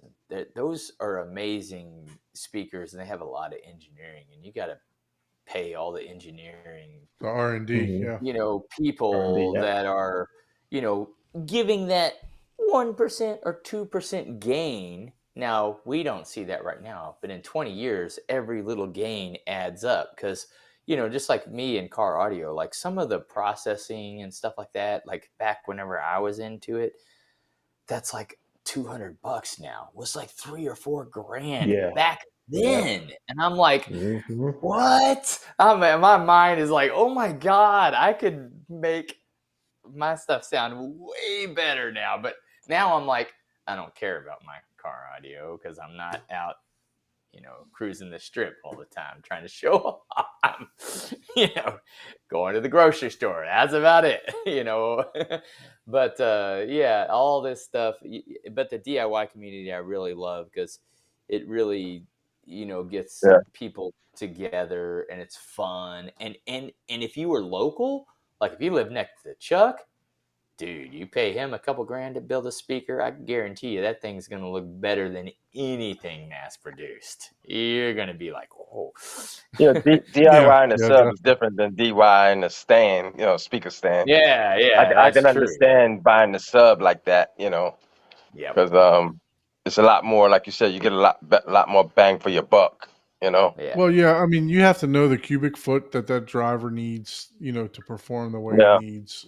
You have to, Yeah, so you got to and build the that's the box to thing. specs, right? Well, yeah, but that's what I that's the mean. You thing. got these companies. That's what they do. Mhm. Yeah, so this Well, and guy a right here that I got woodworker, up on if the you screen, tell like someone that knows Charles, dimensions, yeah, he he'll will. know I it mean, off the top of his like, head. he will build for you anything that you want. You just give him the actual driver and tell him what you're trying to do, and he can either put it in Winzit and come up with the actual driver size, or if you already know, and he would get it done. So he does a really Yep. good job as far as building subs. I'm sure the box he built for me are probably in here somewhere. So that's who built the subs for me. I know someone had asked earlier about the acoustic panels. Yeah. Yeah, Yeah. I was going to ask you that. So we're going to segue to that because, look, some Yeah, people think that they can do DIY, do it yourself, and these panels, were the but you reference chose ones. to go Yeah. to you chose to go the GIC route. What made you choose to do that rather than building them yourself? And what package did you wind up going with? Well, same thing. I looked at DIY. I looked because I didn't want to go with just the regular panels, right? So yes, if I would have just built just regular panels, I could probably do that at a fairly much cheaper route. But then when we looked at, okay, I wanted to kind of have a modern, sleek look to it. So by the time you get into adding slats or adding some type of diffusion, then the skill level goes up. And I'm honest, like Mm-hmm. I'm not Chuck, right? So I don't have the skill, nor I don't like I'm not gonna be able to do it long enough to get real skilled at doing it. So I look at my time and how much, pull out my hair or something. So I decided to Yeah. just go with GIK because honestly, GIK prices are not bad. Like when you think about the They are whole not. thing all together, they have pretty good pricing. Then GIK is not bad at all. No, it's So not. what I I've done the math and I've done my own DIY, and it's really pretty negligible. And when you get into any of the skill saw and know how to use it in a lot of time, or a CNC wood machine. And So these right here is what I'm going with on my side wall. Every seminar that Anthony Grimani has ever gave, I listen to a lot Let me of stop sharing my aficionados. screen so that you can share your screens for what Did I mix it you up? have. I think this is my screen, but Oh, I'll okay. go ahead and My featured bad. stop sharing product. mine. Yeah. Okay. There we go. I got Go you ahead now. and share his screen. There we go. Yeah, so pretty much I've listened to just about everyone, Matthew Pose, Anthony Grimati, everyone speak about diffusion and over since 2020, 2021. And I went back and forth on what I wanted to do. And what I came up with was using something like this. That's a combo panel. So these slats is like it's like a 2D type of diffusion. So, but it has a 2 inch Azora up on the back side of it. So this is what's going to be on my side wall. So the way I'm gonna do it is in the front section before you get to the front wides, there's going to be two on the left and two on the right, and then in between the front wide and the between the front wide and the surround, there's going to be two more. And then in between the surround and the back wall, there are going to be two more. So on my left side, it's going to have 6 panels. And on my right side, it's going to be 4 panels. And that's because that I have that door right there. So I'm still thinking about what I'm going to do with that door section, but that's why I'm going to have 6 on the left and I'm going to have 4 up on the right. And then on my and then these are stainable. So the way that GIK sell them is they just sell it with the bare wood, and you can stain it to whatever color that you want to stain it to. Oh, wow. So I was just gonna ask that. Can you stain those? yeah. Yeah, So it looks like they and have that's them on one thing. sale too right now. Yeah. So right now the 4 inch is yes. It's on sale. The 4 feet is 109. Like you cannot beat that. Like you get out in that garage, start ripping wood and trying to build panels and put it together. And I even looked at, like, how you got the companies now that they just sell the actual slats already put together and they have this backing fabric to them. I looked at, okay, what if I was to build a panel and then buy that and cut and put on it? It still was more than this. So that's why I said, you know Yeah. what, I'm just going to do You, this and do you it. got to already have the tools, already Hmm. have pretty decent. You don't even need to be an expert, but to me, there's certain things like I even bought another tool because I had a stapler and I was like every 5 staples would misfire, and you got to put a lot of staples in these things. And I got so pissed off that I went and bought a Milwaukee pneumatic stick. I was just like, oh, and I literally did. And that's the thing. Like, here's a simple example of the tools and all this stuff. Time. Hmm. The moral of the story is, how much is your time worth? I literally built, I think, 2 panels in X amount of time. I built 5 more panels after buying the pneumatic staple in the same amount of time, because my stapler just kept. I had this mechanical stapler that just kept kind of misfiring, and it was older. It was time to replace it, but it was just annoying. Versus, I went from that to I was like, oh my god. But I already had Are you only batteries. getting the diffusers, or are you getting bass traps and all that other good stuff? So I'm doing these. These are combo panels, so they're going to absorb at the lower frequencies. They're going to still absorb some at the actual higher frequencies, but they're going to throw some energy back off into the room. And I mentioned earlier that I listened to a lot of people talk about this topic, and what I realized from listening to a ton of people talk about it was that if your speakers have really good directivity, which is a good off-axis response, to where the off-axis is just like the on-axis for the most part. You don't need to absorb everything, right? And you can afford to send some energy back into the room. And so it took me a long time to kind of come to that conclusion, and I say, you know what, I'm gonna put my money where my mouth is at, and I'm gonna try it out to see if it worked. If for whatever reason it doesn't work, I can take the two off the front wall, and then I can just put some absorbers there, and I can do something else with those two. So that's pretty Yeah, much I mean, what's look, gonna be. Germani says, the way he likes to set his system up, he'll do in the first reflection, he'll do an absorber on one side and he'll do a diffusion on the other. So Hmm. I don't think you're wrong in looking Yeah. at doing it that way at all. See, and I have I'm a little argumentative on this, only because it's me. I totally 10% of people need only absorption. I have no problem with diffusion, but the real reason you do diffusion is to bring bring a dead room back to life. Room so much that they need diffusion. That's my personal stance on it. And the floor, the back wall, the front wall, and the ceiling. That is where if you did 30% on every single one of those spaces, yeah, you probably would need some diffusion. Now, the one thing that I will never argue with, diffusion is a lot sexier. There is no way. I was just gonna Straight say, up, like, if you look you're at the going, skyline ones. Come on, those are so period, cool. that's the reason I would say, well, yeah, you need a couple of those, because otherwise you just got a bunch of black panels on the wall. Well, That's boring as all get out. to my But understanding, it also spreads spreads the sound out some also, so you could get a Yes. wider sound stage by having Yes. diffusion.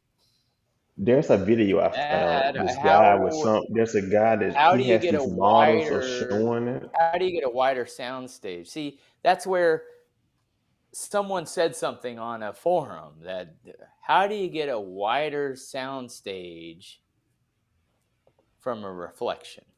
Because that's what diffusion is. It's a reflection. And what are we calling wider sound stage? These are the type of comments that just drive me, like, what do you mean wider sound stage? Like, are you saying you hear an instrument on the left clearly and you hear an instrument on the right clearly? That's only going to come from the source point. It ain't getting any wider than the source point, which is your speakers. Period. There's just, you're not, otherwise you're saying, oh, you don't want to absorb. If you're saying you get in a wider sound stage from reflecting, aka diffusing the sound in other directions, that's like saying, oh, you don't want room treatment. And that's like a contradiction in basic physics, because that's what diffusion versus absorption. You have to understand the basics. What does absorption do?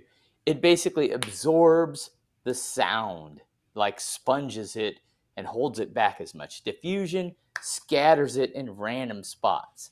How are you getting a wider sound stage? Because exactly what you just said, you're scattering it in spots that it wouldn't be at. So you're saying because you're getting more echo in other spots? I guess. Is that what you're wanting? Because that again, sure. Yeah, you could call that a wider sound stage, but some people would say, yeah, that's echo. You're putting the sound in multiple. It's a reflection, like you said. I'm not disagreeing with you. Yeah, it's like that. That's why I'm like, but they'll use these terms like, oh, you get a wider sound stage because that sells better. Now, what they should just say is, hey, look at this A, and then look at that. That right there, that is sexy as shit compared to just plain panel. That right there, I would pay an extra $100 a panel for. That looks amazing. So it's like these right here are going to go on the actual back wall. So what I have two of these that's going to go. One is going to be on one side of the on the outside of the rear channel on the left, and another one's going to be on the outside of the rear channel on the right. And then in between of the rear channels. So these are 2 feet by 4 feet, essentially. Right. I got three of the. I think I got three or four of the 1 feet by 4 feet, and instead of having them going vertical, I'm gonna have them going long ways. At least that's the plan right now, is to have them going sideways in between the actual rear speakers, just to give it a different look. Yeah. And So the thing that I question about these panels is what exactly is that pattern doing, right? Is that a pattern that's been tested to actually do what the fusion? GIK, their yeah, like for prices instance, I and your got labor. I'm telling you, because like I said, I built all mine, and I'm like, A lot of damn, if work. I didn't so enjoy the like so like process, I would be I pissed. purchased, let me see, 6, 4, so that's 10, 11, 12, 13, 14, 15. It was either 15 or 16 panels. The shipping was like $180. That's not bad. Now, But I'm you're like in to me, Texas. They're in yeah, Texas I'm in also. Texas, yeah. And so I feel like that's not bad because they can easily add $10 to every product or $20 to every product. What But area of if Texas are you in? and I'm in DFW, I'm not that far away from Ike. Yeah, Yeah, because I need to one stop thing by, that man. John We need Anthony we had need an to issue stop by. with is with GIK is that he lives in San Antonio, and he said that he could easily, have went to go pick up these acoustic panels, but they wouldn't even allow him to do it. Yeah, they won't let you, man. Even in Well, Dallas, I now, don't think. I think that they have changed it. I seen it on their website where you can pick them up and you can waive the shipping if you go pick them up. Shit, So let I me don't know, know, man. We could go pick it up together. I'll buy some too. I'll go pick man. it up. They're in By the Georgia, time we right? drive there and stuff, we're going to spend the same They're amount of In, money. they're hey, in Dallas, in their in defense, Georgia or wherever, man. even though Yeah, they're not Georgia, as that's their heavy, height. they're big in size. Yeah, They they take take up a up. Yeah. lot of they take up a lot of UPS trucks. So, and you Okay, know what? think about Real this. estate is Bro, money. people buy generators and houses on Amazon, man. They don't even charge you them. But you got to think about it. That tells you how Amazon much has a subscription. overpriced they're You know what I'm saying? charging you. Yeah, I mean, Amazon has a subscription. The money is baked into the cost of the product. We just went through that. Unless you're doing this at high scale for the price that GIK sell it for, Yeah, you can't afford to do free shipping. Now, I bet there's a lot of other companies that I looked yeah, at. I'm not going to call out any names, but they're a lot more expensive than GIK. So, yeah. I the mean, shipping is the shipping, and yeah, it is what it yeah. is. You Those, don't have to those do ones you're putting in You the don't have back, to they're do free 4 inches shipping. thick. Are the ones you're putting in the Yes, back going to be 4 inches? yes, I got the ones that were 4 inches. Nice. Yeah, Okay. you're gonna like that. Yeah, your And the side room, ones I are going to can be tell. 2 inches. Good. Yes, The 2 side inches. slats are going to be 2 inches. Yes, 2 inches. Okay. One thing I didn't know that they have is go ahead and pull my screen up. I was like, by the time I buy all this stuff, I might as well get Well, GIK. and I will tell you this right now, as someone that did all of mine. If you do not have an electric stapler, which is going to Buy run one. you 30 to 50, buy that, because you will spend so. I got that friggin' 500-pound. He's probably doing like a. He's probably like yeah. But yeah, I'm I telling know you, when I those did are a the pain. fabric underneath the couch when I put the transducers in it, I did it with a mechanical stapler. By the time I was done, I was like, man, an electric Yeah, and one you would have have to been put very a nice. lot of staples in these things. Like you really should be doing it like almost every 4 inches to get it to look good. And then you also have to know if your Christmas wrapping doesn't look amazing, do not do DIY. I can tell you that right now. Like Don, you commented on some of my, Mine's is like horrible. you were like, "Wow, you did an amazing job there." I'm like, dude, I'm like a pro at Christmas wrapping, and so I can make things look Dude, amazing. And if I you have to use all that skill when you're doing a panel with cloth. and you've Dude, got to do it if I right. invite you to my home and your concern is how smooth my acoustic panel is, you can leave, man. You can leave. Hey, you know what? Hey, It's not the know, projector screen; it's the acoustic panel. You can leave, bro. You go to your house in the So morning and are look you at your getting own any other house. kind of panels? Are you getting any other kind of panels?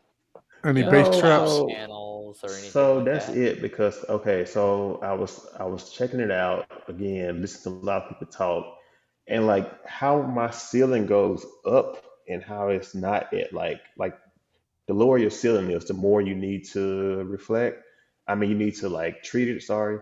And so at the angle that it goes up, I just don't see, yes, it's going to have some reflections, but like I say, the off axis response is good on those KEF speakers. I don't think I need to put any money there up in the ceiling. And then Yeah.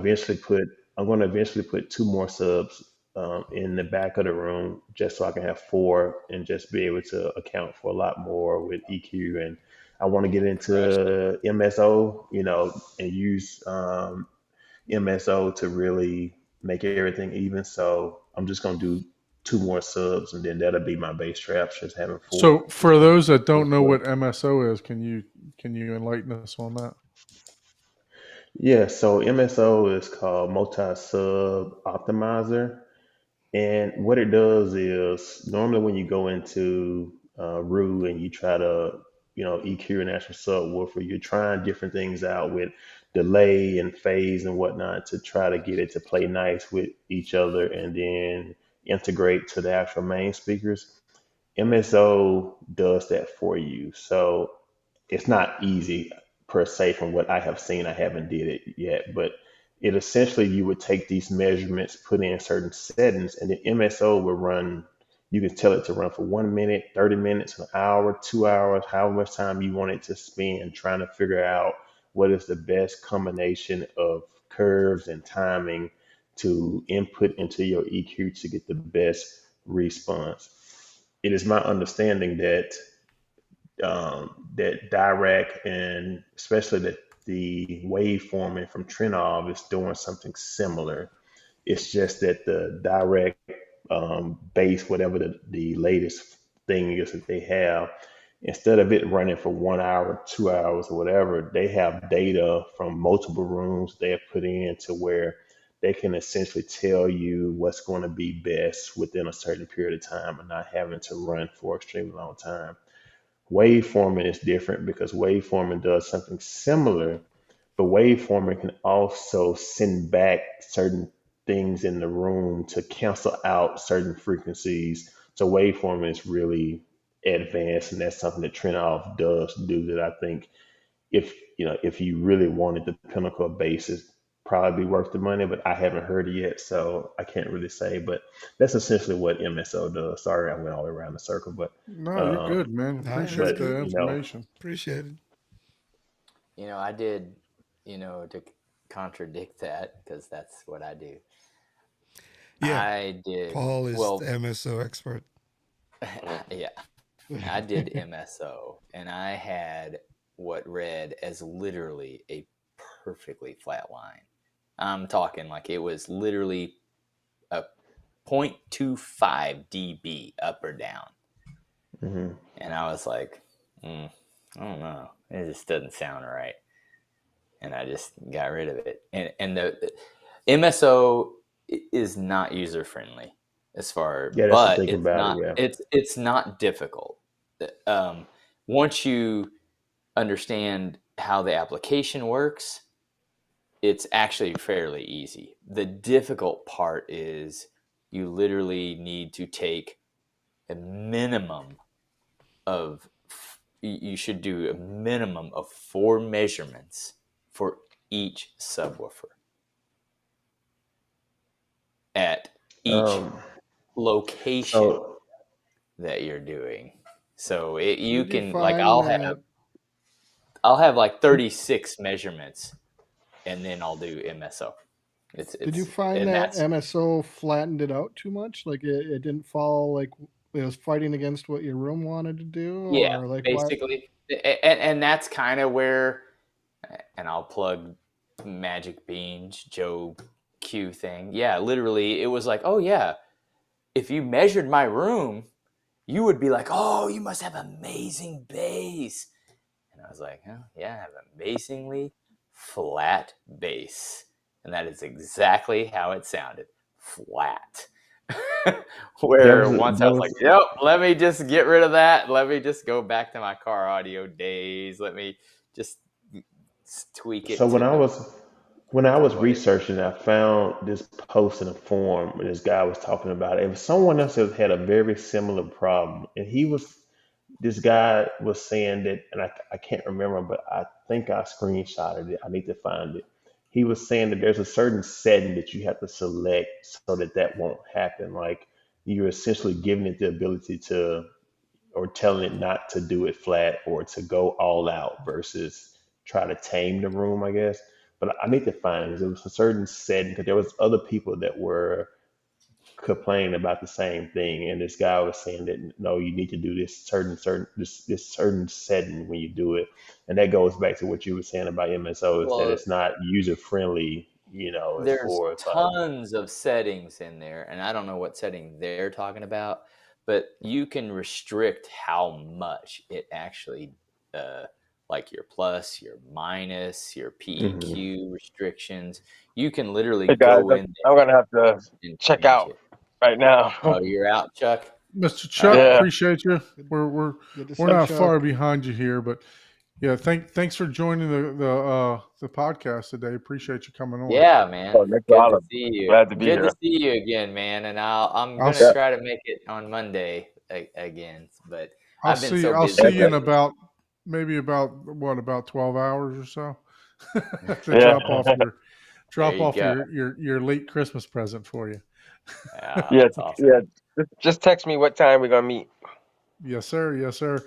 Yeah. So getting back to the multiple sub, optimizer, I was watching Youth Man on Sunday. I usually tune into the AV experience where they answer a bunch of questions and everything else. And they actually had Aaron from Aaron's Audio Corner on there.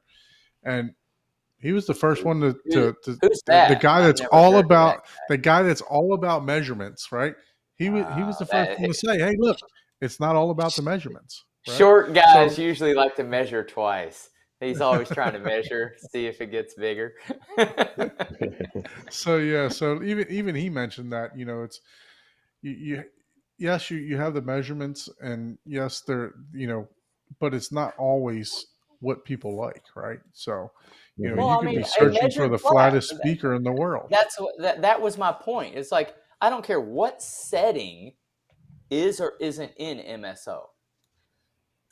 I could do a measurement in 3 different listening positions, and it measured flat as a pancake. Now my 4th one, that one got a little wonky, but I was like, it just doesn't. It's just not.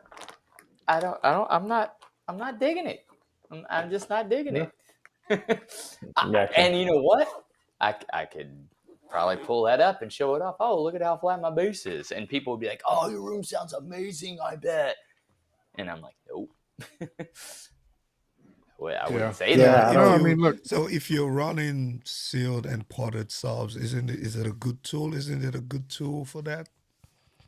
It is a good tool, definitely, to match your mains and your subs. But again, it's only if you have at least 3 subs. And here's my contradiction.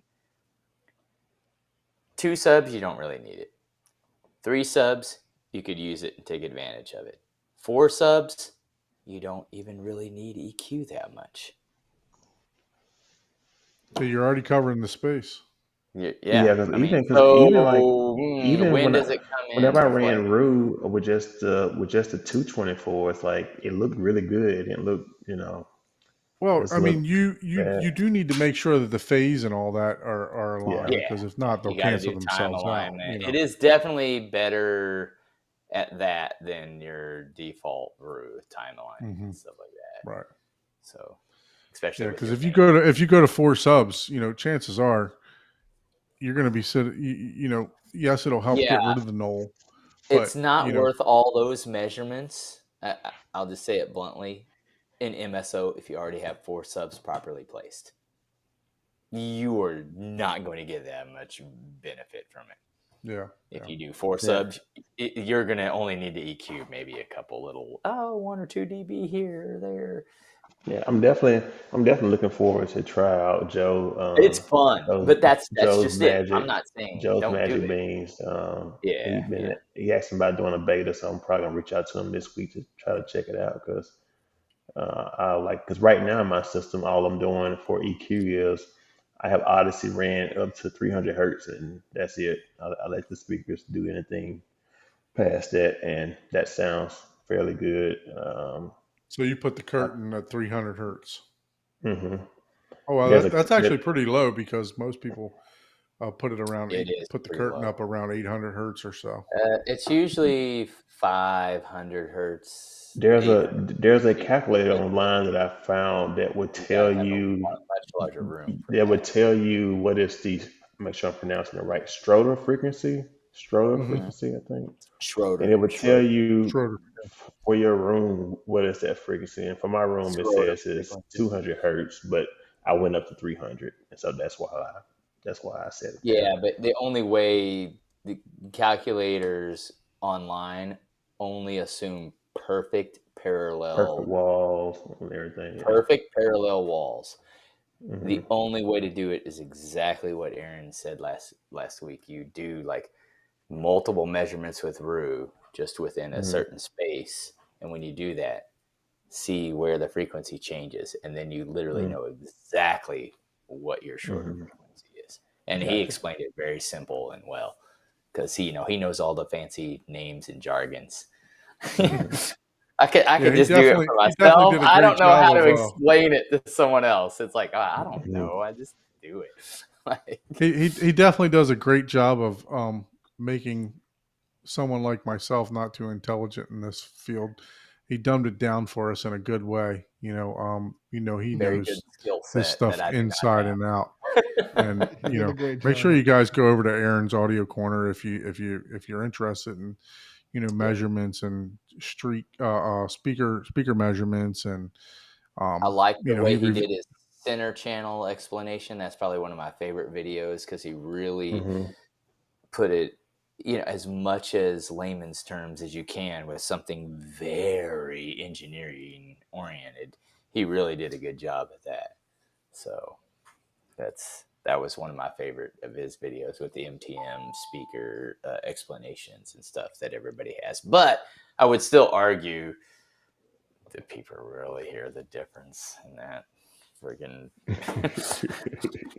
Well, I'm telling you, we're going to end it on that note, on that controversial note. Mr. Calvin, we definitely appreciate you joining. Hey, you have a fantastic theater. I love the look at the theater. I look forward to having you back on when you get your GIC acoustics hung, and you get everything updated in there with what you want to do as far as your center channel and possibly moving some speakers around. So you have the link. You're welcome back. Come join us next week. Just sit in and come be a part of the festivities that we have here. And same goes with everybody else. If you'd like to, I want to know when he's doing his LED lighting and light show, because everyone has to have fancy LED lighting shows, and especially in that dark room. Man, speaking of that, I'm going to get you to help me with colors and stuff like that. I'm going to give you a template because I know that you and Ton are trying to kickstart something here. Yeah, we're pretty good at designing. We have a designer eye. I need one too. As cynical as I am. Count me in. I need one too. I need some. We'll promote that on another show. But if anyone in the audience, thank you guys for hanging in. Appreciate it. We've had up to like 40 people today and 23 watching right now. So thank you guys for hanging in for this extra long episode 11. If you'd like to be a guest on the show, please email us at hometheaterhublive@gmail.com. Please don't forget to subscribe to Ike's channel. What's your channel, Ike? Give yourself a plug. Easy HD Tech. Easy HC Tech. And make sure you check out Scott's channel. He's got a entertaining look on audio. Really enjoy Mr. Wiggles, and we broke that out last week. If you guys didn't see it, make sure you go back and check out that episode. We definitely had some fun. So make sure you go over. It's SC Audio. Go check out his channel, Scottio, however you want to pronounce it. Make sure you check out Horizon Home Theater. It's Scottio. Make sure you like thank you. Scottio. It's perfect, is what it is. So thank you everyone for tuning in. By all means, and thanks, Kelvin, for showing up, man. You're a cool dude. Yeah, no problem. I'll tell you that. It was awesome. Thanks for having me. Thank you, everyone. Have a great day. See you next week. Have a good one. Bye. Bye.